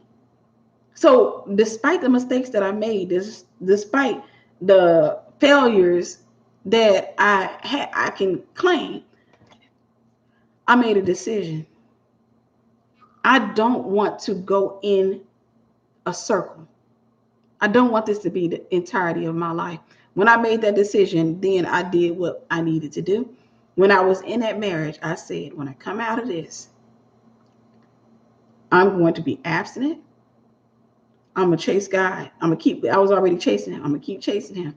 I'm going to do what he tells me to do. That's it. I'm going to do what he tells me to do. When he bring the husband, praise the Lord. In the meantime, in between time, I ain't finna waste my time on nobody's child. I'm not going to do it, because what we do is we get into another relationship because it's a different man. So we're excited. Oh, goodness. Thankfully, okay, he's nothing like Michael. He's nothing like Mark. He's nothing like Tyrone or whoever. He's nothing like this guy. Half the time it's the same demon in a different person. It's the same demon in a different person. It's a cycle that you're going to go through. And you'll go through that cycle until you get revelation. That's the purpose of the cycle. God will allow you to stay in the wilderness until you either fall dead in the wilderness, or until you finally repent and say, I don't want to be here no more. I don't want to be here anymore. I'm chasing you. I'm putting you as number one. And I've told you guys, it's been 7 years. I've been single for 7 years. I've been abstinent for 7 years. Has it been easy? I won't say it's been hard. I won't say it's been difficult. I've had my challenging moments. But at the end of the day, I can say this. I'm grateful because I have the peace that surpasses all understanding. And I also have a revelation of who I am. You can't be in a relationship until you know who you are. I know who I am. So whenever I do get married, I can introduce my husband to the real me, not the wounded Tiffany, not the girl that I became, not the girl that I wanted to be, the preferred Tiffany, none of that stuff. All of those different personas had to die, and I started getting a revelation of who Tiffany is. I started going all the way in God, and he started showing me, you're a scribe, you're an entrepreneur, you got all these gifts. And I'm like, what? I'm 49 books in, and I thank God because he gave me a revelation. And when you find a revelation of who you are, I'm telling you the truth. I'm telling you the truth. I'm telling you the truth. When you get a revelation of who you are, you're not going to be interested in jumping in just no any relationship. Relationship is just time. You just got to pass the time. I don't have time. I don't have time to pass the time with somebody that is not right for me. I rarely have time for my own self, so I'm not trying to get in a relationship with the wrong guy. I'm not interested. I'm just not interested in wasting my time just to have a pair of warm thighs next to me. It's just not worth my time. You get to that spot, it really changes your heart. Because for me, I'm at a stage in my life now, I know what I want. I'm no longer at that place where I'm like, I want this, I want that. And a husband is not the pinnacle of my existence. I just got through teaching Esther Prep. Thank you, Sister Telsha. God bless you. The husband cannot be the pinnacle. You got to have something higher if you want the husband. And I'm not willing to cheat on God or dishonor God to have a man anymore. That shows that I've matured. I'm not willing to do the things that I'm not willing to do that anymore. Back in the day when I was a babe, I was. Because I kept reasoning with myself that as long as I'm Christian and God knows my heart, then it's not that big of a deal. I don't understand. God knows. And I tell you guys, and I'm going to say this out loud. I say it with my chest. I love y'all, but I got to tell you, fornication is not, the act of fornication is not the most offensive part to God. It's the heart of fornication. The heart of fornication, what makes it error is you don't trust God. You trust in your own ability because you don't trust God. You're afraid that if I don't give it up, if I don't do all of these things, then I can't secure a guy. That's why some of you have never dated with your clothes on. Because you trust in your own abilities to bewitch the guy, to bring the guy under a spell. You trust in that. That's what makes fornication wrong, is that it is a lack of faith. Without faith, you cannot please God. You over here pleasing a man, but you're not pleasing God. You got a man screaming. and you're enjoying the sounds of his yells and his screams, but at the end of the day, you're not pleasing God. Why? Because you're too busy trying to do this thing on your own. You're too busy trying to secure the man on your own. And in your head, you say, I'm going to secure the man, then we can get in the church. Seek ye first. The order of a thing determines the longevity of that thing and the stability of that thing. I'm going to say that again. The order of a thing determines the longevity of that thing and the stability of it. If what's first and most important to me is that I get what I want, the foundation of my relationship will be me and not God. And if the foundation of that relationship is me and not God, that foundation is unstable. It's not going to last. All it's going to take is a nice heavy wind, a nice heavy storm, and it's going to come falling down. Thank you, Narcissist Info. God bless you. It's going to come a tumbling down. And if I don't want to constantly keep going in that circle, in that cycle, I had to do something different. And it's not a works mentality. I had to do something different, meaning I had to chase God. I said, okay, let me open up my Bible. Let me get to know him more. Let me study my word. Because you know what? I do want to know him. I do understand that I have purpose. And at the same time, I don't want to be like my family. You guys are curse breakers. But when do you start breaking the curse? When do you stop doing what your family did and end up being somebody's girlfriend at 65 years old? Got some drunk dude in the bedroom talking about some Willie. Girl, he up in there drunk again. Don't do that to yourself. God has such great things in store for you, but it takes you dying to yourself. You putting your plans on the altar and sacrificing those plans and picking up the cross, which is God's plans for you, and walking with that. And God will give you the desires of your heart. And I'm gonna tell you something. The desires of God or the plans of God are far greater. They supersede your plans for yourself. I'm telling you right now from experience, they supersede. I am manless, but I'm happier right now than I've ever been in my entire life. I am completely happy. Besides a few things that, I got some frustrations. I got the doctor's appointments and stuff like that periodontist and all that. So it's neither here nor there. But mentally, I'm happy. I'm happy. Even when I'm frustrated, it's funny to me. A lot of times I find myself, I could be frustrated. I could be going through, but the happiness is still there. Like it's hard for me to explain. It's like I can be mad, but then the happiness is still there. And I'd be like, oh, this sucks. But it is what it is. So get therapy. And hide yourself. Number 5 was hide yourself in a strong tower. And don't come out. Don't go get in a relationship until you've matured. Until you've grown in God. Until you put him first. Until you will give your life for him. Because you gave your life to him. Don't get in a relationship until you're ready. Because when you're ready, that's when God will send the right one to find you. When you're not ready, you're just going to date everybody. You're going to date anybody that sounds good, looks good, and promises to be better than the last person. And one of the things that the world does, one of the things I told, like I was talking to Esther Prep, the people, in the world, it's just one big orgy.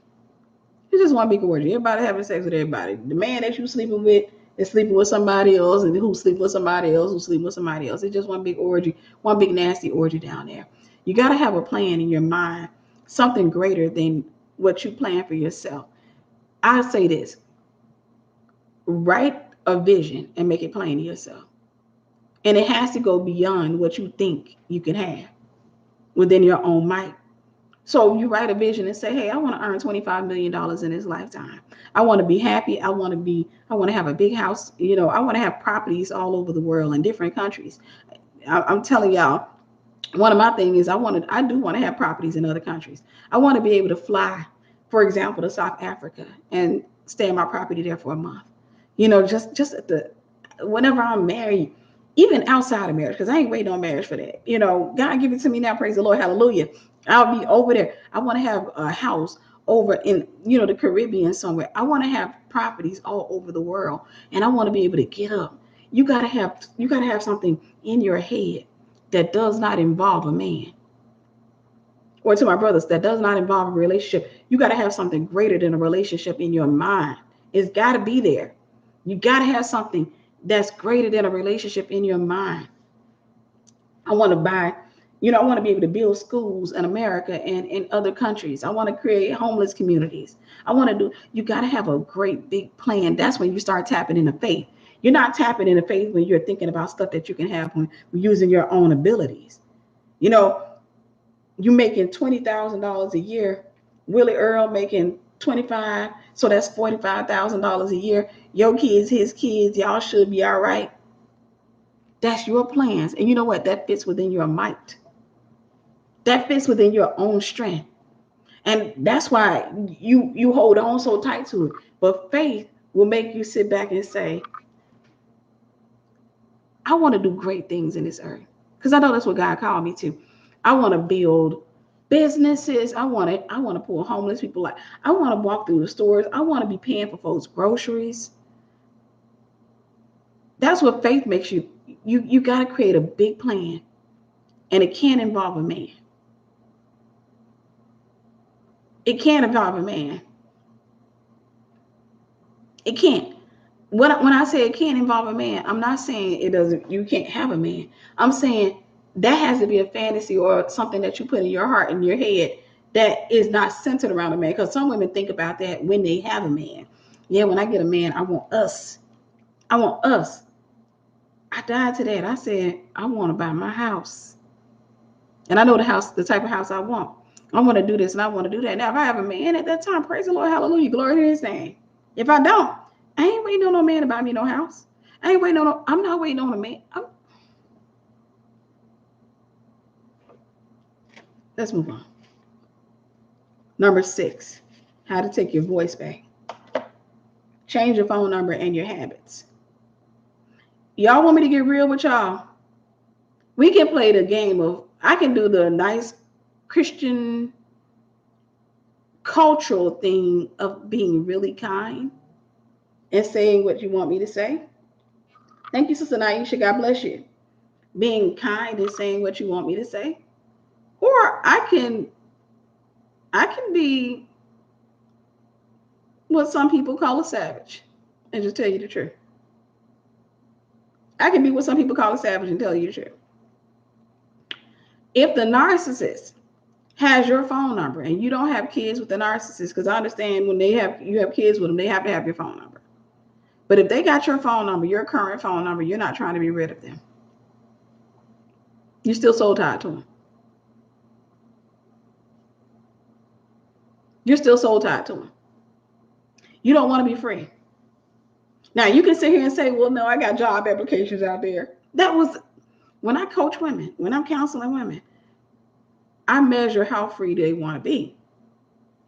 Because there's a difference between a woman who want to be free versus a woman who just want to talk about it. A woman who want to talk about it is really looking for a magic spell. Like she's looking for you to tell her, go spin around 3 times and take your wig and I want you to go dip it in the toilet. And then when you take it off, I want you to grease the part in the wig and then put it in the oven and bake it on 350 for about 2 hours. Try not to let it touch the butter so it doesn't catch on fire. Then I want you to take that wig and then you got to put it on your head while it's still warm and you're going to have to run around the backyard. They want witchcraft. They want you to tell them, what can I physically do? What can I do within my own strength? What can I do within my own strength? Somebody who wants to be free wants to know, what can I do to take my peace back? I'm over this dude. I'm done. I may not be over him, but I'm making. This is for me. This is for my kids. Like I don't want my kids to get older and say my childhood was horrible because my mama was chasing a man, and a man gave my mama hell, and so we had to experience hell with her. Because mommy wanted a man. Mommy wanted a man. If you don't change your phone number and you ain't got kids with the dude, you don't want to be free. You don't want it. Honestly, you don't want to be free. You want to talk about it because you're looking for somebody that can give you some revelation. You're looking for somebody to tell you what you can do within your own strength. Girl, go to Peter Popoff's website and buy you some of that miracle water, right? And you get that miracle water, and right when he's up there, and he be drinking that, drinking that juice, pour a little of that miracle water in his juice, and watch. Then when he sleep at nighttime, put oil on his head, put oil on his shoes. A lot of that stuff.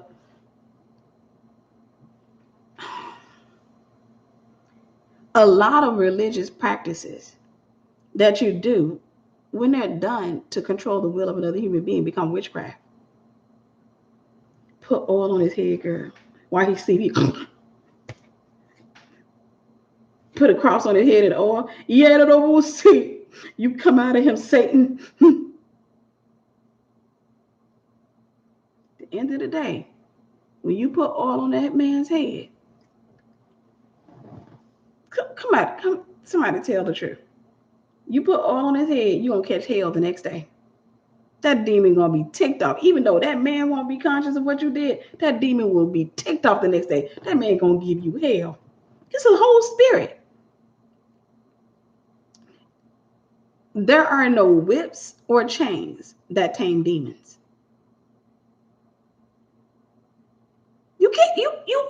Demons are not tameable. They're not tameable. Y'all know I'm in the ministry of deliverance. I said this to students tonight. I'm in the ministry of deliverance. In the ministry of deliverance, when I'm taking, okay, I'm so looking forward to the next mass deliverance. When I'm taking people through deliverance, every once in a while, a demon will speak out of a person's mouth.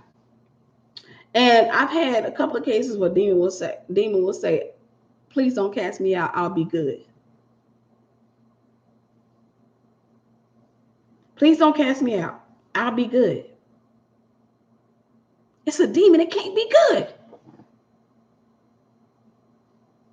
Please don't cast me out, I'll be good. Demons will try to make you feel sorry. Well, please don't do this to me. Please don't make me come out. Don't make me come out. It's not possible.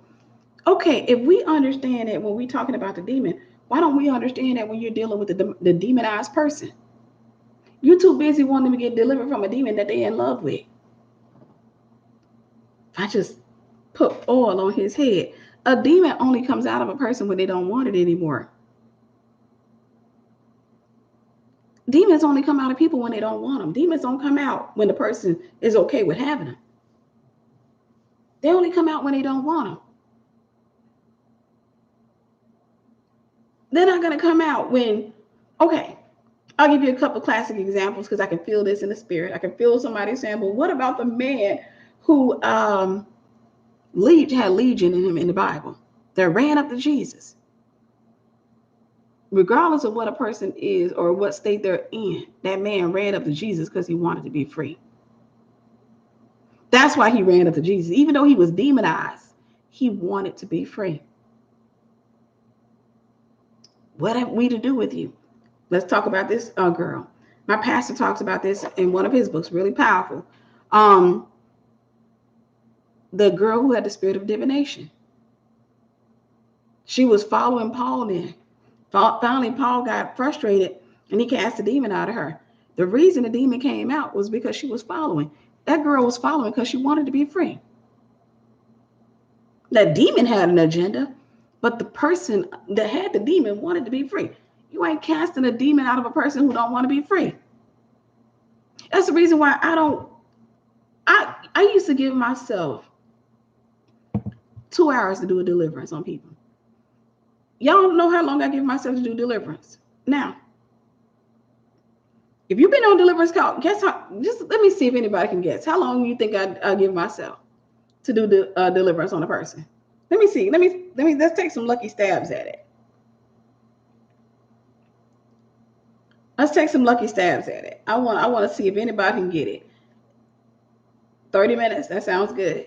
5 hours. Jesus. 5 minutes. 45 minutes. None of them are right. Yeah, 15. 15 is closer to it. 30, it's close, but 5 an hour. 25, real close. I give myself 20 minutes. If after 20 minutes it ain't came out, it's because you want it.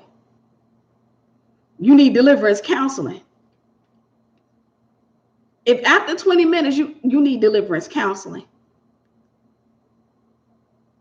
there's still something in you that you want to hold on to.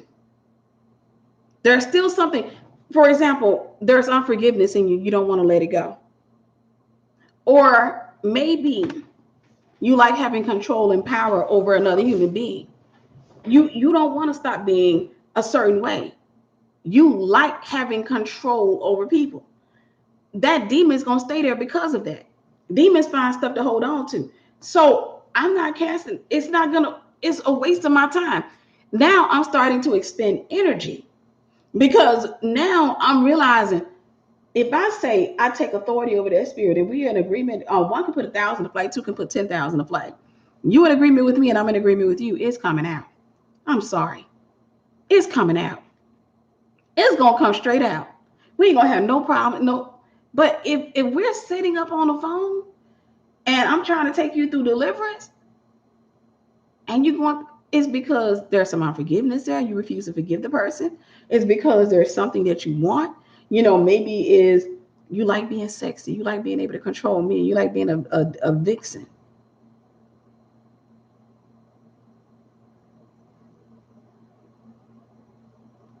Don't you have to cast them out one demon at a time? No, not all the time.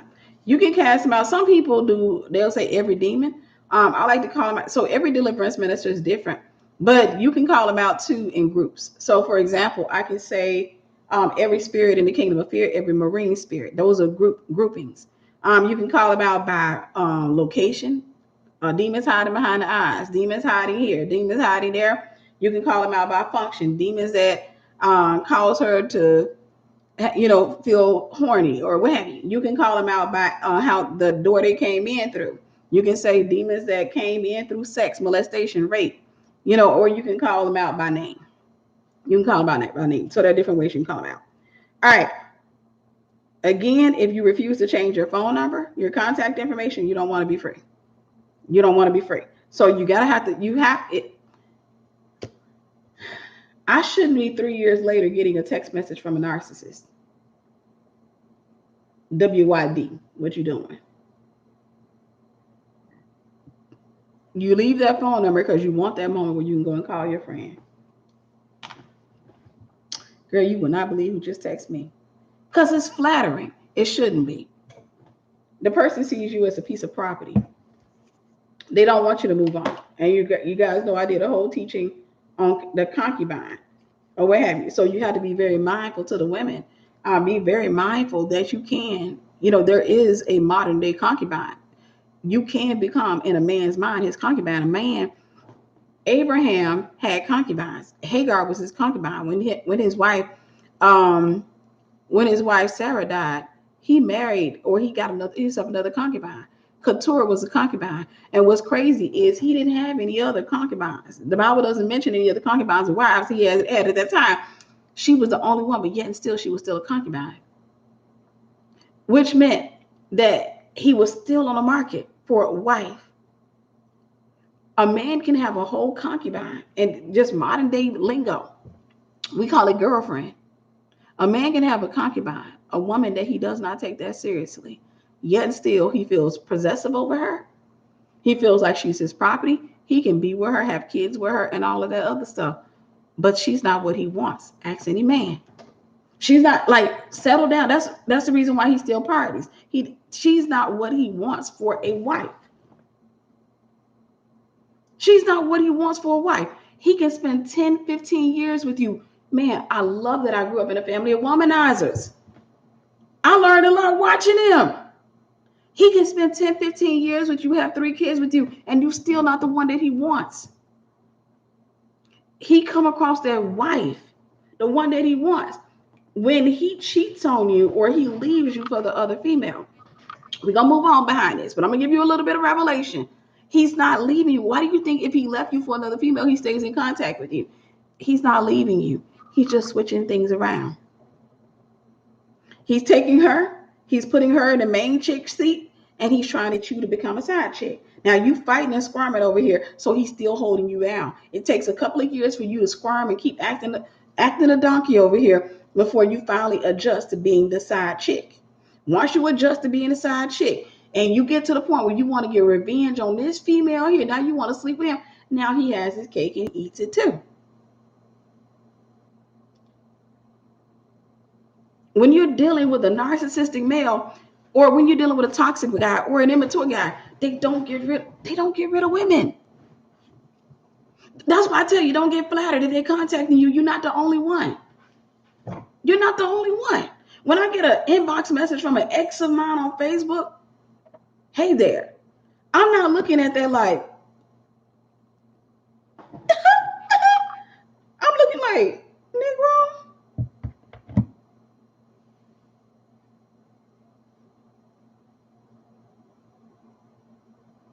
Oh, wow. I'm not flattered by that. I'm not looking at that like, oh my goodness, he's still thinking about me. No, he's not thinking about me. He had a random thought that came up in his mind. If I was something special, I would have had a ring on my finger. So I'm not sitting there getting caught up. So change your phone number and your habits. Whatever habits you have. If you go to work a certain direction, you may have to change directions. You got to change your phone number and your habits. Number 7, cease all contact with the narcissist and his or her family. This goes back to number 6. If you contacting his sister and you talking about we besties or that's my friend, you don't want to be free from the narcissist. You still trying to be a monitoring spirit in his life. You say, well, his sister cool. We can be cool, but I ain't got to be close to her. She can come see her nephew or her niece. If I had kids with the dude, that's it. I can, whenever she comes around, we can be cool. But if I believe that I want to get married, if I got it in my mind that I want to marry, I'm not going to be besties with the no. Girl, I be talking to his mama because me and his mama always be, no, you a monitoring spirit. You're monitoring spirit. You're monitoring his life because you want to hear about the girl that he with and how things are going on with her. And you know his mama messy. So you like talking to his mama because when you was with him, the mama tried to destroy your relationship with him. But now that you no longer with him, she using you to destroy the relationship with other. No, y'all don't be wanting to talk about that stuff. Y'all be wanting me to talk about stuff that, no.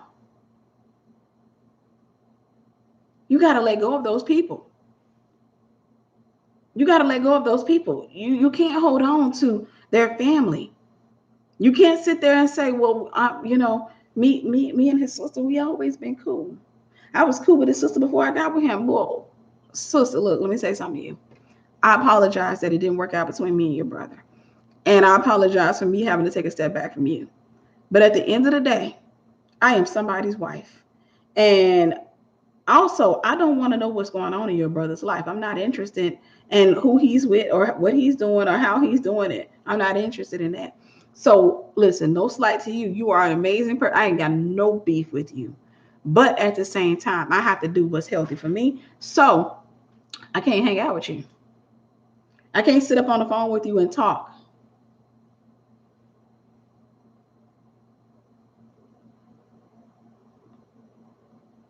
I can't sit up on the phone with you and talk for hours on end. Because when my husband come into, he didn't do nothing to me. The man of God, when he comes in, I'm not going to sit here and make him insecure or have him feeling some type of way while I'm on the phone with you.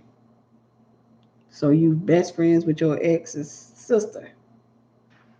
Why don't act like that? We cool. I ain't studying that boy. What girl?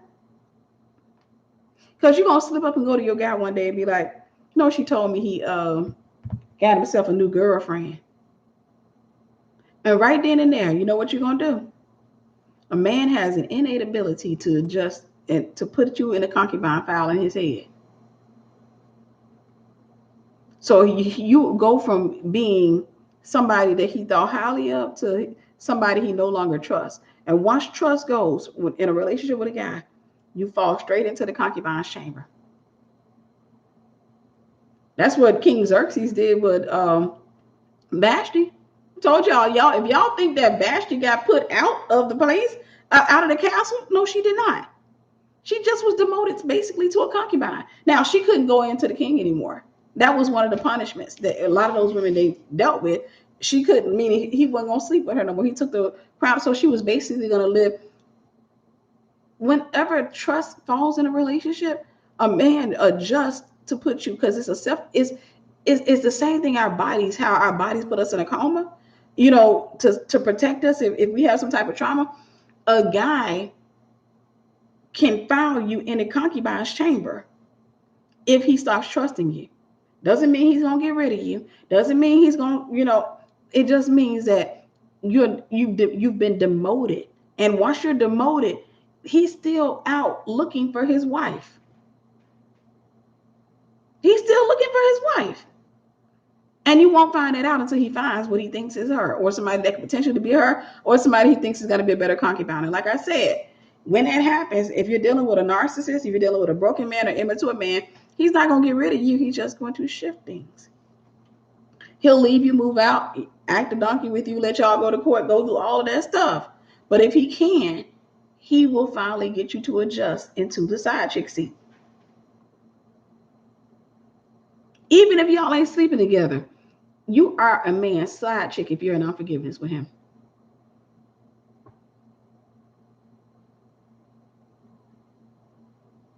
If you're in unforgiveness, you disqualify yourself from the next man because you're angry with the last one. Unforgiveness is nothing but a soul tie.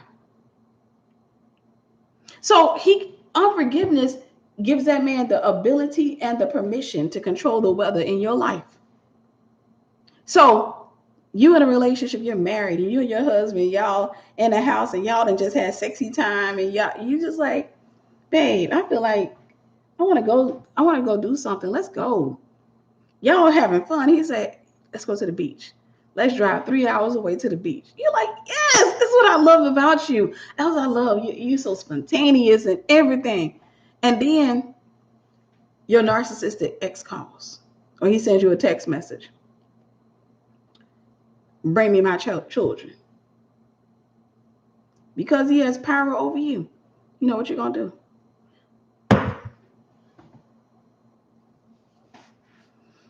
I'm so tired of that old stupid guilt. Who does he think he is? Bring him. I ain't bringing you nothing.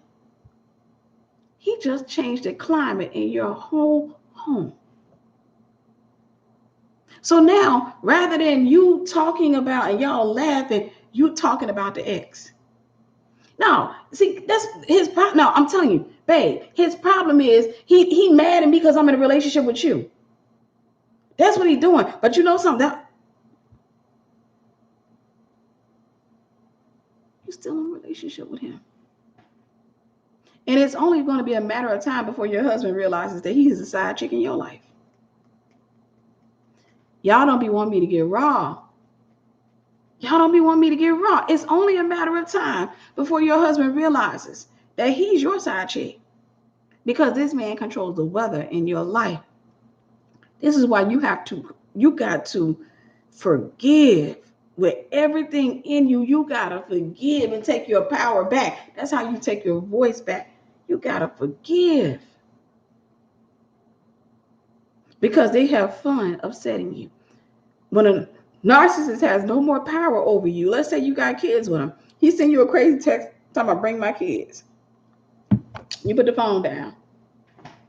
All right, so where we going again? Who was that? Robert. What are you talking about? It ain't even important. Let's go. We'll talk about that later on. I'm not going to give my energy or my time to that. I'm not going to give my energy or my time. Number 8, how do you get your voice back? You need to grieve the relationship. Many of you have come out of relationships, but you just never grieved them. That's the problem. If you don't grieve them, then you can't fully come out. And one of the stages of grief is unforgiveness or anger.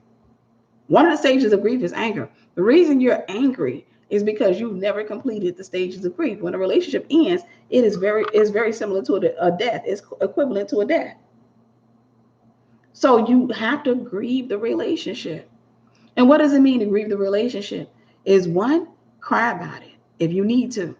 If you need to cry about it, get therapy, talk about it, get it out of your system. But the way that you complete a process when it comes to a relationship is you have to take accountability. It's not complete until you take accountability. If you sit up there and it's all him and he did you wrong, we can talk about the fruit, but what about the root? He cheated on me. He was out there having sex with this girl, that girl, and he slapped me one day, and we was at a convention, what have you, and he slapped me and made my wig come off in front of everybody. Now there's a viral video on the internet. Okay, that's terrible. That's the fruit. But where is the root? Thank you, Sister Jelly. God bless you. That's the fruit, but where's the root? People who talk about the fruit, it's okay to talk about the fruit, but you're not out of it until you get to the root. That's why therapy is so important. The root of it is, I sinned against God. I didn't believe God. I didn't trust God. Or for some of you, you played tug of war with him. You got in a relationship with him and he had another female and you played tug of war. Now you got the nerves to act surprised that he cheating on you. Okay. I know. I guess I'm not supposed to keep it real. Some of you played tug of war with him while he was in a relationship with somebody else because he convinced you that she was the devil. She was such a bad person and he was such a good person. And he just gave up. And you played tug of war. You can't win a loser. You won the fight. You won the battle, but you lost the war. You snatched him. Yeah, got him. Yeah. Ooh, he's my man now. And Satan's sitting up there like, yeah, he's yours now. But you got to grieve the relationship. And part of grieving the relationship is getting therapy, talking about it in a safe place, not to your girlfriends. Talking about it to your girlfriends only going to keep that wound open. Because your girlfriend going to tell you what you want to hear.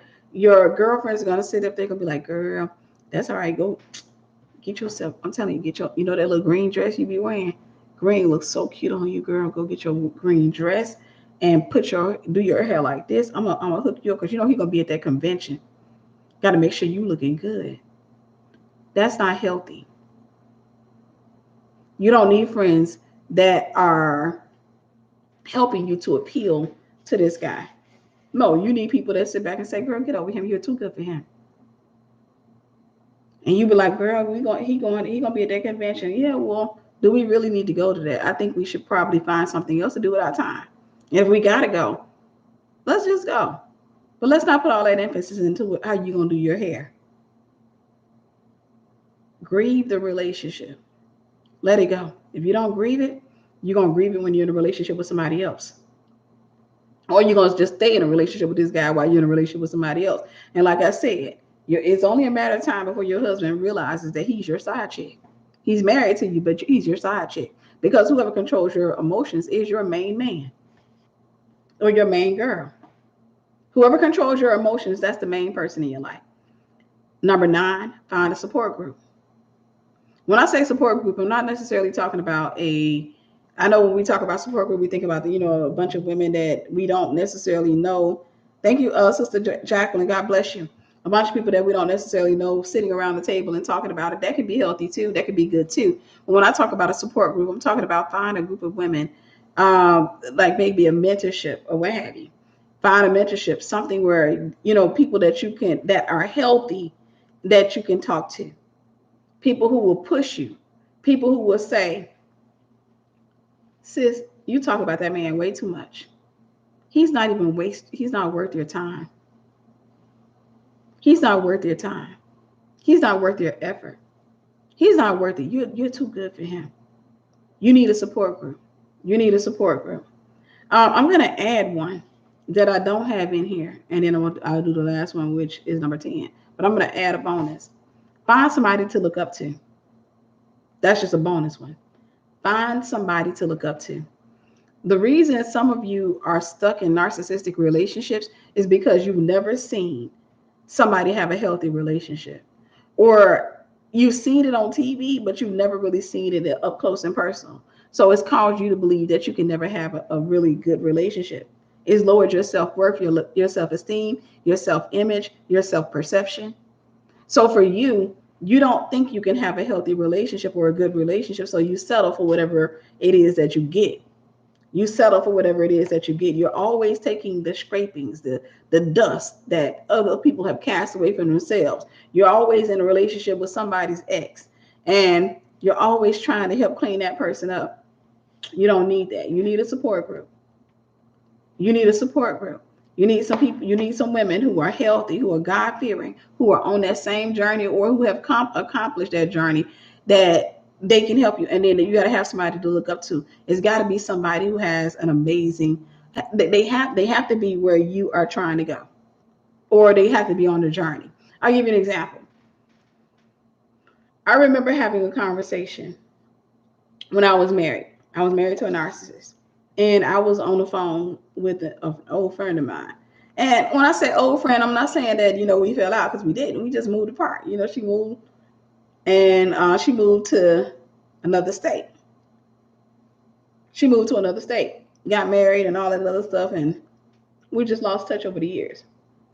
And I remember we one day somehow online got in contact with each other, and we exchanged numbers. And, we hadn't talked in years. I got on the phone with her, and she starts telling me all this. And I was married. And she starts telling me, she says, Tiffany, starts talking about her husband. She said, he's my best friend. And by this time, they had been married like 7 or 8 years, and me and her had lost touch, the entirety of that time. She was like, Tiffany, he's my best friend. He wants to do everything with me. We've traveled the world. We've done everything. She had all the pictures and all that. She said, Tiffany, this man, I've never had a man. And the last time I, remember her, she was in an abusive relationship with another guy. She was in a relationship with a narcissist who used to abuse and mishandle her. And I remember when she first started dating this other guy, that's when we didn't fall out. She was just really secretive and what have you. And so that was that. But she was like, Tiffany, he's my best friend. What that did was, it made me realize that I was really settling. Because my man, the guy I was with, he was not my best friend. He wasn't my best friend. And I remember getting off the phone with him, and off the phone with her, and I was telling him, I was like, she said they travel and they do this and they're best friends. And he was like, she's just telling you that. She's just trying to make it look like, you believe that if you want to. Yes, you need to have a Christian, somebody who's not just Christian, but they need to be Christ-filled.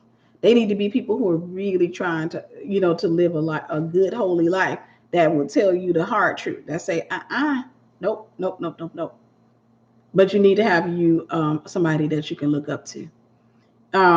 So anyhow, in that moment, it was a brief moment, but she posed as somebody I can look up to. Over the course of my life, God has placed people in my life strategically that I can look up to show me that I was settling, that I could have greater, I can have more. But I was settling. And the reason I was settling was because I didn't think that I could have, what it was I truly, genuinely wanted or what have you. So you need to have somebody that you can look up to. I'll say this because I knew it was something that I was kind of lingering for. But I think for me, especially once I came out of a second marriage,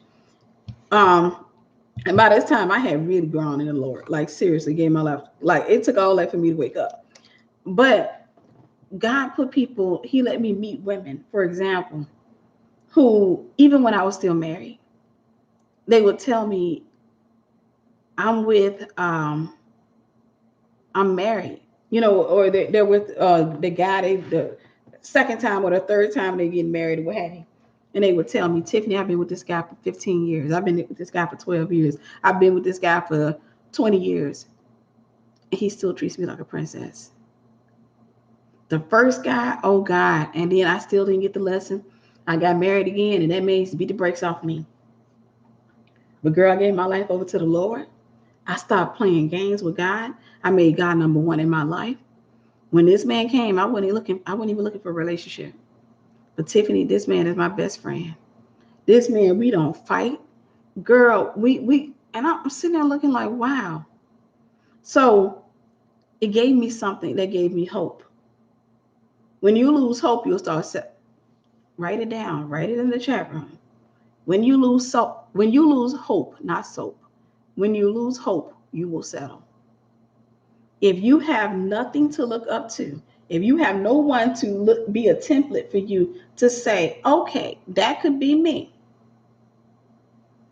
Oh, it's still in action right now. You guys can join Esther Prep right now. We have people joining Esther Prep every other day. So the way that it works with Esther Prep is if you join today, you're still going to get a year's worth of mentorship. And many of the students who are about to graduate in September, they're already asking and we're arranging things for them to continue on another year because the program is just that powerful. It is just that good. But definitely join Esther Prep University. Whenever you join, you still get a year's mentorship, and 9 times out of 10, after a year, you're probably going to want to continue on. You're going to likely want to continue on. But find somebody to look up to. You need to have an example. And listen, let me say this. Sometimes examples are afar off. They're not close to you, meaning they're not going to be your friend. They're not going to hang out with you. Sometimes you got to go find an example. I'll give you an example. One of the things I want to do before the year ends is I want to go jump on a cruise. I've been thinking about it. I'm trying to see if I feel safe enough to get on a cruise, considering it's buffet style. But I want to go get on a cruise. Do I want to take people with me on this cruise? Probably not. I mean, if I do, it'll probably be a friend or two. But for the most part, and this is not even something I planned this year. This is something I've been planning for years. I kind of want to do a cruise by myself. But the thing is, when you get on a cruise ship, you're going to see all types of people. You come across a millionaire on a cruise ship. You come across millionaires. You come across all these different people on a cruise ship. But what I'm saying is, sometimes seeing, for example, a woman sitting alone, having the time of her life, is enough to get you to understand you don't have to be in a relationship with no man. Not right now. Wait it out. You don't have to be in a relationship with a guy. You just wait it out. You come to realize I can actually sit at a table and eat by myself and have the peace of God at that table with me. And I'm over there enjoying I ain't got to be looking at somebody. I don't have to be looking upside somebody's head. I can be sitting here whenever I go out to eat by myself. Whenever I do go out to eat. Sorry. I can be sitting up there just like this.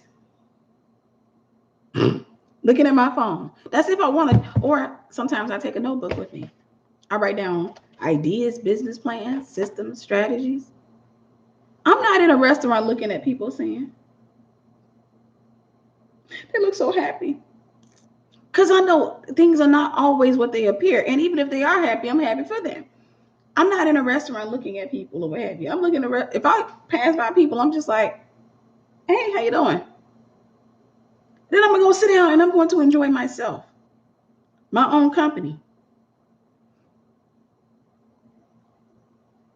You got to have that relationship with yourself where you where you begin to love yourself the way that God loves you. And you need somebody to look up to. You need somebody to look up to. And you get to that point, you'll start doing for yourself. You'll start traveling. You'll start buying things for yourself. You'll start doing wonderful things for yourself. And you start doing great things for yourself. Then what ends up happening is you start feeling like, wow. And I hate to say this because I know somebody's going to misinterpret it. But you start thinking, what I need a man for? I'm enjoying my life. What I need a man for? Not to say that you're not going to want one, because I still look forward to the day, but I'm no longer walking around this earth like I used to be. I'm not walking around the earth looking at, oh, it's kind of cute. I want to be single. No. I can count on one hand since the 7 years I've been single. I can count on one hand how many times I've actually looked at a guy and looked at his ring finger. It's probably happened 2 or 3 times. Tops. One time I was just being silly. I went to the doctor's office and I went up in there and it was an eye doctor. I went up in the eye doctor and I hadn't did anything with my hair. This was during the time the Lord was rebuking me about going around town. Anytime I go places, I just wouldn't do no makeup. I ain't did that. I just would go out there looking homeless. I ain't care. I was like, man, forget this. And the Lord started dealing with my heart about it. Like, Tiffany, you need to put on some clothes. Like, you need to make yourself presentable. You ain't got to put on full face wabby, but make yourself presentable. And I ended up going to this doctor's office, and this was about 2 years ago. I went into the doctor's office to get an eye exam. And I'm sitting up in there a little bit frustrated. Then the doctor comes out. He's a handsome guy. He comes out. He was like, Tiffany. I look up at him. I'm like, oh, dang it. I should have laid my edges down. Dang. This man he was a good looking guy. He was a good looking guy around my age or what have you. So, I actually did. When I got up in there, I was like, looked at his ring finger. And that was that.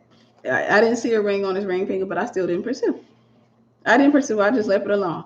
And it was just a funny moment for me. I came home, posted about it on Facebook, talking about laying my edges down by the wayside.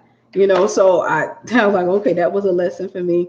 Make yourself presentable whenever you walk out the door. And then try to be presentable in the house. Get used to being presentable, because you don't want your husband to come home and you up in there looking like Harriet Tubman. All right, let's go ahead and move to the last one. Number 10, cast down imaginations. This is how you recover your voice. Cast down imaginations. There are thoughts that come in. Satan is the prince of the power of the air. The prince of the power of the air.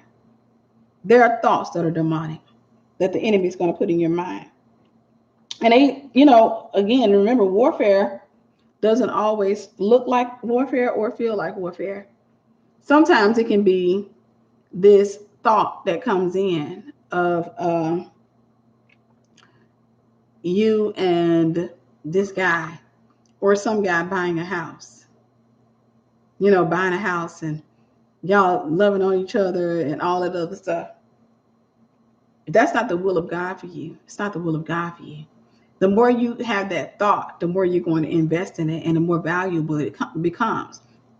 And then it's going to become so valuable to you that you're not going to be willing to live without it. I've learned I can have dreams and desires, but I've learned to basically just say, God, have your way in my life. I often think this way. For example, I'm in Georgia and I'm not a mover. I'm not one of those people that move from state to state. Let me make sure I make that clear. But I moved from Mississippi to Germany. I lived in Germany for 6 months. I left Germany and came back to the States, briefly lived in Georgia. I won't even say lived because we moved into my ex's relative's house and things were too crazy there. Within 2 weeks, I was out of there. I was like, yo, I'm out. I went back to my mom's house. And then eventually I got him to come back to my mom's house and we stayed there in Mississippi for a few months. Then I moved to Florida. Well, both of us moved to Florida. Lived in Florida for 5 years. And God had been telling me that he was moving me to Georgia. That's that. So I finally came on over to Georgia. I had dreams for me that kept me in bondage. Fantasies about what my life should look like, what I wanted my life to look like, what, I thought my life was going to look like. I had dreams, I had fantasies, I had plans. And what that ended up doing to me is I kept investing in those plans. I kept dealing with disappointment. I kept dealing with hurt because I didn't feel like it was that big of a deal. Like, why can't I just have this? It's not like I'm asking for much. It's not like I'm sitting here asking for this or that. Why can't I have this? Because it was too far for me to conceptualize the fact that it's just as easy for God to give me $1 as it is for him to give me $100 billion. And it's not a money talk. I'm talking about when it comes down to just about anything that I want to accomplish in his life. For me, I looked at the complexity or how hard it was for me. Thank you, Sister Nisa. God bless you. But I looked at how complex it was for me, and I related that to complexity with God. So I started reasoning with God. Well, God, you could just give me this. You could just give me that. It's just as easy for God to give you $1 million, for him to give you a penny, as it is for him to give you $1 million. It's just as easy for God. There's nothing hard for God. Everything has the same level of ease with God. It's just easy for God. He just speak a word and it is so. I had to learn to cast down imaginations and get rid of those plans I had in my head. And God's plans for me, I had to allow them to come to pass. And I'm going to tell you something, they don't look nothing like my plans. They look nothing at all like my plans, Tiffany. Look nothing, but they actually do look better. But you couldn't have told me that back some years ago.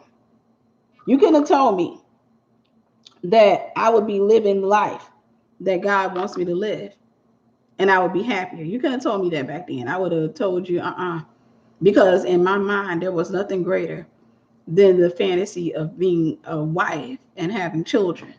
There was nothing greater than, the thought of having a pair of warm thighs in the bed next to me. There was nothing greater than that. And that's most American women. That's most American women and women in other countries as well. There was nothing greater in my mind. But I made a decision. And I put that idol on the altar. I repented. I chased God. I stopped trying to get him to chase me. And I started letting him do in my life what he wanted to do in my life. And he started blowing my mind.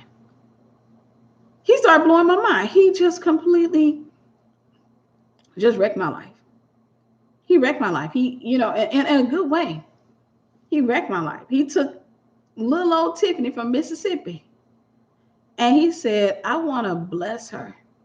I want to prosper her. Now, it wasn't anything it had nothing to do with my works. It had everything to do with the fact that was his plans for me all along. I just didn't know it. That was his plans for me all along, and I just didn't know it. He said, I want to use her. I want to do great and marvelous things in her and through her and for her. But I had spent so many of my years kicking up against him and fighting against him because I was thinking, it's not like I'm trying to get rid of you, God. I just want to have, can I have a man too? I don't think that's too much to ask. Can I have a man? Can I have the house? Can I have a car? Can I have all of this? Come on, ain't that much? Come on. Now, my prayers are different. My prayers are, have your way in my life. I trust you.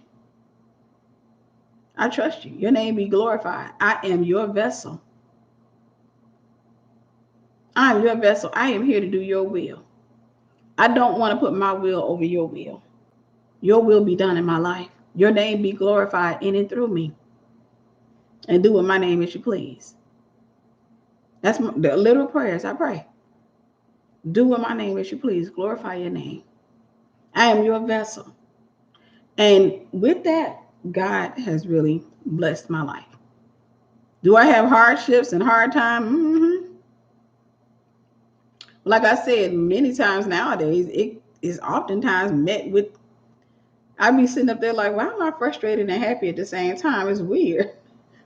Because no matter what frustration comes upon me, the joy of the Lord does not go anywhere. I still feel it.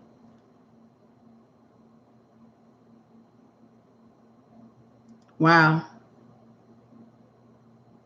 Yeah, and they have to smear you. The purpose of the smear campaign is the narc never wants to be found out. Like demons don't like to be found out. So he doesn't want to be found out.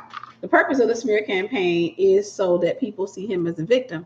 So he has to do that smear campaign, get other people to align themselves with that and agree with it and believe the smear campaign. That way, when he goes and gets into another relationship with somebody else, he has backup people saying, she cheated on him. She was terrible.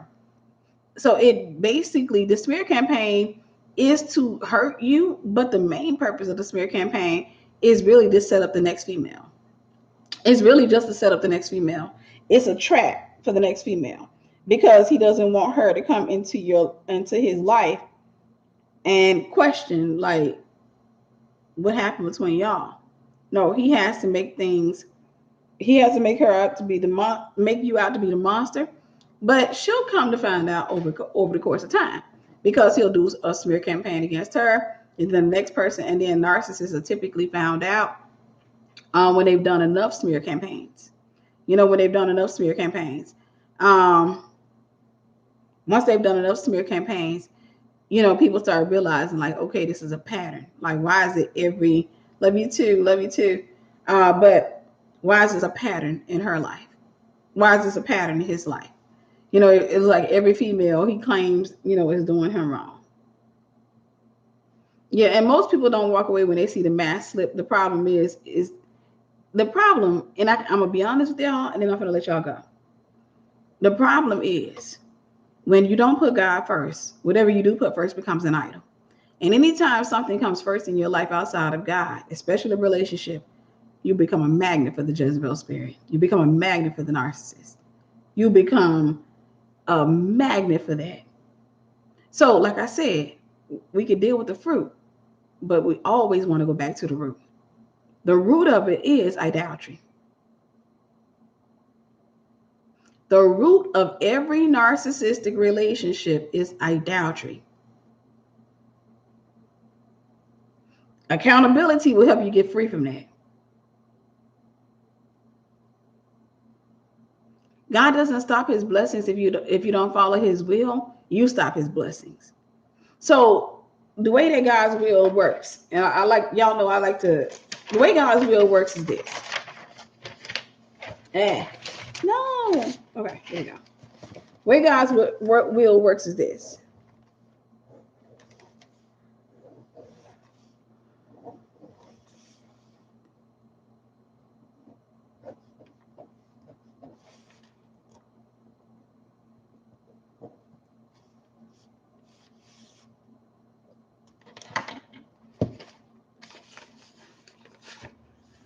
It's not gonna make sense. We're gonna pretend this is the cloud, this is the heavens opening up. So the blessings of God are inside the will of God. They rain down in the will of God. They rain down in the will of God.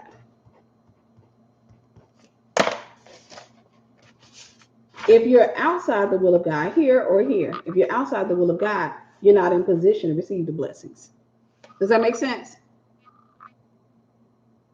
It's not that he's withholding it. It's just that you're not in his will to receive. So it's almost like a room. That's the picture that I typically get in my mind when I talk about the will of God. I think about a room. I think about a space, that, if I'm in the will of God, so it rains in the will of God, it's spot rain. I'll answer that rain tea in a minute. But it's like spot raining. If you're not in the spot, then you won't get wet. So if you're outside the will of God, you're not going to get the blessing of God. And it's not because God stopped it. It's just that you're not in position to receive. What should you be done about loan agreements? Let me ask you this question. Who made the loan? Who owes who what? Do you owe them or do they owe you? Answer that question and I'll be able to answer you. Do you owe him or does he owe you? Or if it's a female, because I don't know if you're a male or a female, but who owes who? All right. Let me see. I saw something else. I'm going to get ready to get off here, guys. We're not going to turn this into a question and answers, but I do want to make sure that I deal with what I see.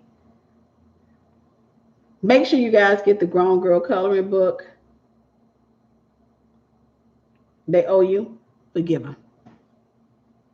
Forgive them. Forgive them. Lessons in business. I'm an entrepreneur. Some lessons are the expensive lessons. Those are the ones that teach you the most. Forgive them. Loose the loan. That's basically what forgiveness means. It's basically somebody owes you something. They owe you an apology. They owe you something, and you forgive them. Forgive them. Loose the debt. Tell them, hey, you don't owe me anything. I forgive you of that loan. But completely cut them out of your life. Change your phone number. All of that. Loose the loan. Loose it. Let it go. Because the whole time you hold on to that loan, you put yourself in a dangerous position, a toxic position to stay connected to that person. So in the business realm, sometimes I learn expensive lessons, and I don't like learning an expensive lesson. Nevertheless, it teaches me the most. It teaches me the most. So the expensive lesson, in many cases, it can bite me, but at the end of the day, I'm like, I just want the lesson.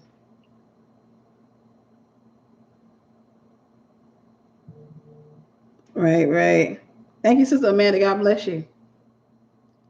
Okay, so what about those living in poverty are faithful to God?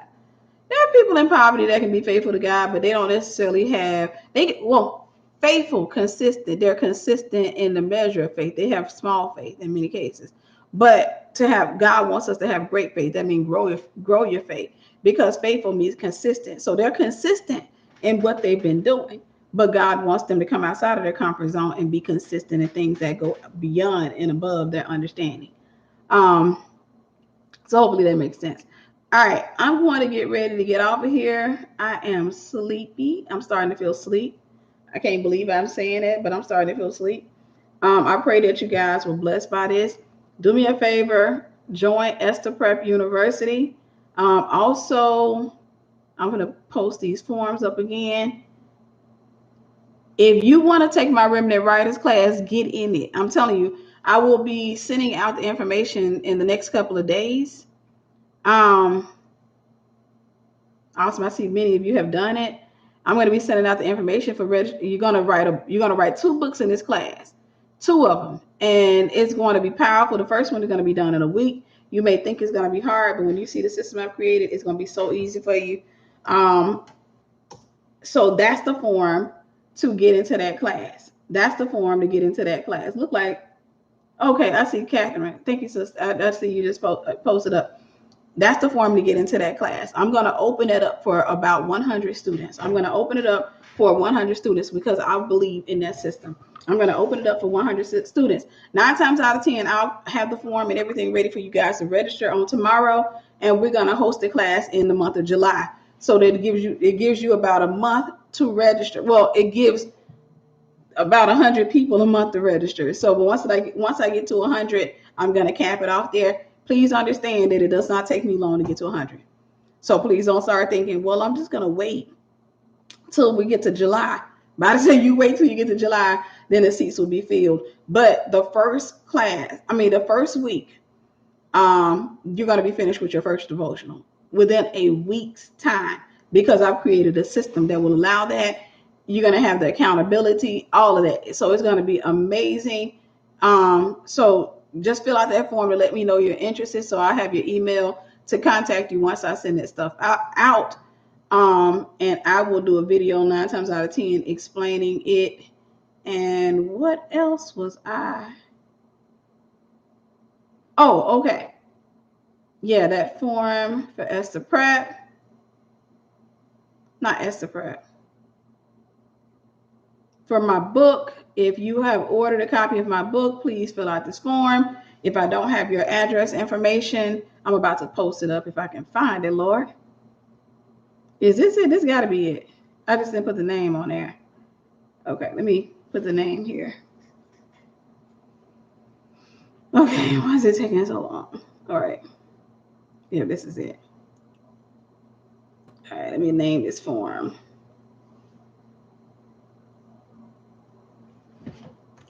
Come on. Wrong girl. So this form is just letting me know that you've either ordered the book, or you're interested in ordering the book. Don't fill out the form if you haven't ordered it and you're not interested. Don't fill it out just so I can contact you, because that's one of the things that can be a little bit frustrating. Fill it out so whenever I do get some more copies in, I will email you. Make sure, let me go and put that on the form. You let me know via the form if you've already ordered. I'm going to put that as an option on the form because I don't think that's an option on here yet.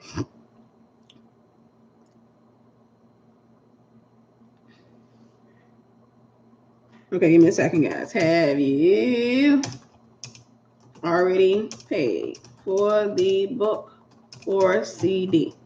Now, don't lie, because I do get people that lie, and they'll be like, yeah, and then I'm like, okay, where's the receipt? Show me the thing. And they'll keep playing games, and then they'll be like, well, you didn't get it. Well, I thought it went through. You didn't think it went through. You playing games. Don't do that, y'all. So that's the form. If you're interested, and I will notify you guys whenever.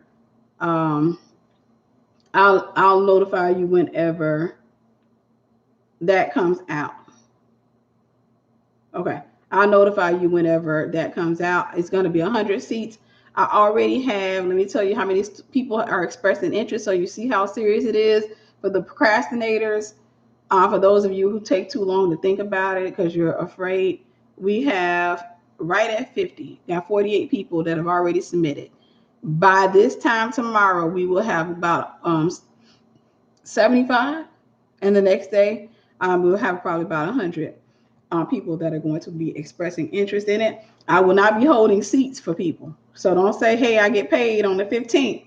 It's going to be me. It's going to be whoever fills those seats first, and it's going to be powerful. It's Remnant Writers 2.0. If you want to write a devotional, I can say, I want to say I can guarantee you, but it's all up to you. If you don't do the work, I can't guarantee it, right? But if you follow the system, you will be done with your book. If you follow the system, when I'm talking and I'm saying, hey, okay, this is what you got to go do now. Let's go do this. Let's do this, ladies. Let's do this, gentlemen. You will finish your book. We will have a community on Facebook, and it's important for me to mention this. We are a part of a community, so I will create a community for this. It'll be a private message board for Remnant Writers 2.0. The reason I mention this is because I oftentimes get people who register for programs that I have, and they like, I don't do Facebook. That's a whole other message within itself. And I don't do Facebook. And I'm like, well, we're not going to personally email you. I'm not going to put content on Facebook and then turn around and email the content to you because you refuse to get on Facebook. That doesn't make sense when you can just easily activate your profile. I understand that many people have gone through trauma. So I'll say this. I know that many people have gone through trauma. Maybe you got family members on your Facebook page and they real toxic. Delete them. You got exes on your page, delete them, block them. Make your page private if you need to. But you can't be a social media punk. You can't be running around in this life. You can't let people ahab you. You cannot let people ahab you. You can't be afraid of coming out. The program is going to be $149. It's going to start at $149. It's going to have different prices, but it's going to start at $149. But it's going to be a 4-week program, and you follow through. First week, you're going to be done with your first devotional. First week, because I have a devotional template there. I have several of them that I created, but the first week, you're going to be done with your devotional. We're going to make sure to it, or what have you. Now, like I said, I can't guarantee it because I've done Remnant Writers classes before, and occasionally we have students that don't follow through. Well, not occasionally. You're going to have those students that don't do the work, and for whatever reason, they start assuming that you're going to write the book for them. They'll start playing, well, I've been going through this. This is hard. I ain't going to have time. What have you? And then they get mad at the end of the program because everybody else is finished and they're not finished. Well, I just don't feel like it gave me what I needed. No, you just didn't do the work. You didn't follow through. But you come in, I'm going to give you the tools. I'm going to teach you how to professionally write a book. I'm going to give you the tools that you need, and you'll finish it. Yeah, I just had, thank you, Sister Catherine. I just had some of my Esther Prep ladies in part that's in Scribe Nation working on theirs, and they finished their devotionals. So I'm going to be giving you guys a system that's going to ensure you're going to be done with your first devotional in 5 days, and then we're going to work on the second book. The second book, that's why I said it's going to be either a 4-week class or a 5-week class. The second book, you'll be finished with it before class is up. The second book will be a little bit more of a challenge because it requires more of your time. However, if you follow the system, you'll be able to do it. But one of the things I can say, you would have at least your devotional. If you follow through, you should have 2 books by the end of 4 to 5 weeks, and we'll be able to move on from there. So make sure that you register, that you don't just express interest. Don't put your name down there and then good and well you ain't trying to do it because you ain't trying to come out of your money. I get it. Get into this. I'm telling you right now, this is going to be amazing because I'm taking the prices up after the first class because of its potency. So after the first class, I'm probably going to be hitting, up for about $249 or $399 or somewhere up in that range just for the starters. But anytime I launch something initially, I like to do an introductory price. I like to do something pretty cheap. And so basically consider this half off of what it's going to be. So make sure that you register. And like I said, I'll be sending out information probably tomorrow or this week for those of you who want to register. And understand this. Don't put off, because just because you express interest doesn't mean I'm going to hold a seat for you, because somebody out there going to be hungry. And by the time we get to those 100 registrants, I'm going to close it. I'm going to close down the registration. And then I'll have to tell you have to wait for the second class. And then you'll have to play the second class. It's free. And I'll say this and I'm going to let you go. Don't be fearful of your own voice. Don't be fearful of writing a book. Don't be living under somebody's expectations of you. Y'all, you're going to do great. So I'm really excited about this. If you know a friend or somebody that you think should be a part of it, let them know. Right. A lot of you are going to become best-selling authors, and I'm really excited about that. All right. I love y'all. I hope that this message blessed you. Thank y'all for staying up with me till 5 a.m. in the morning. Go to bed. All right. Love y'all. Bye.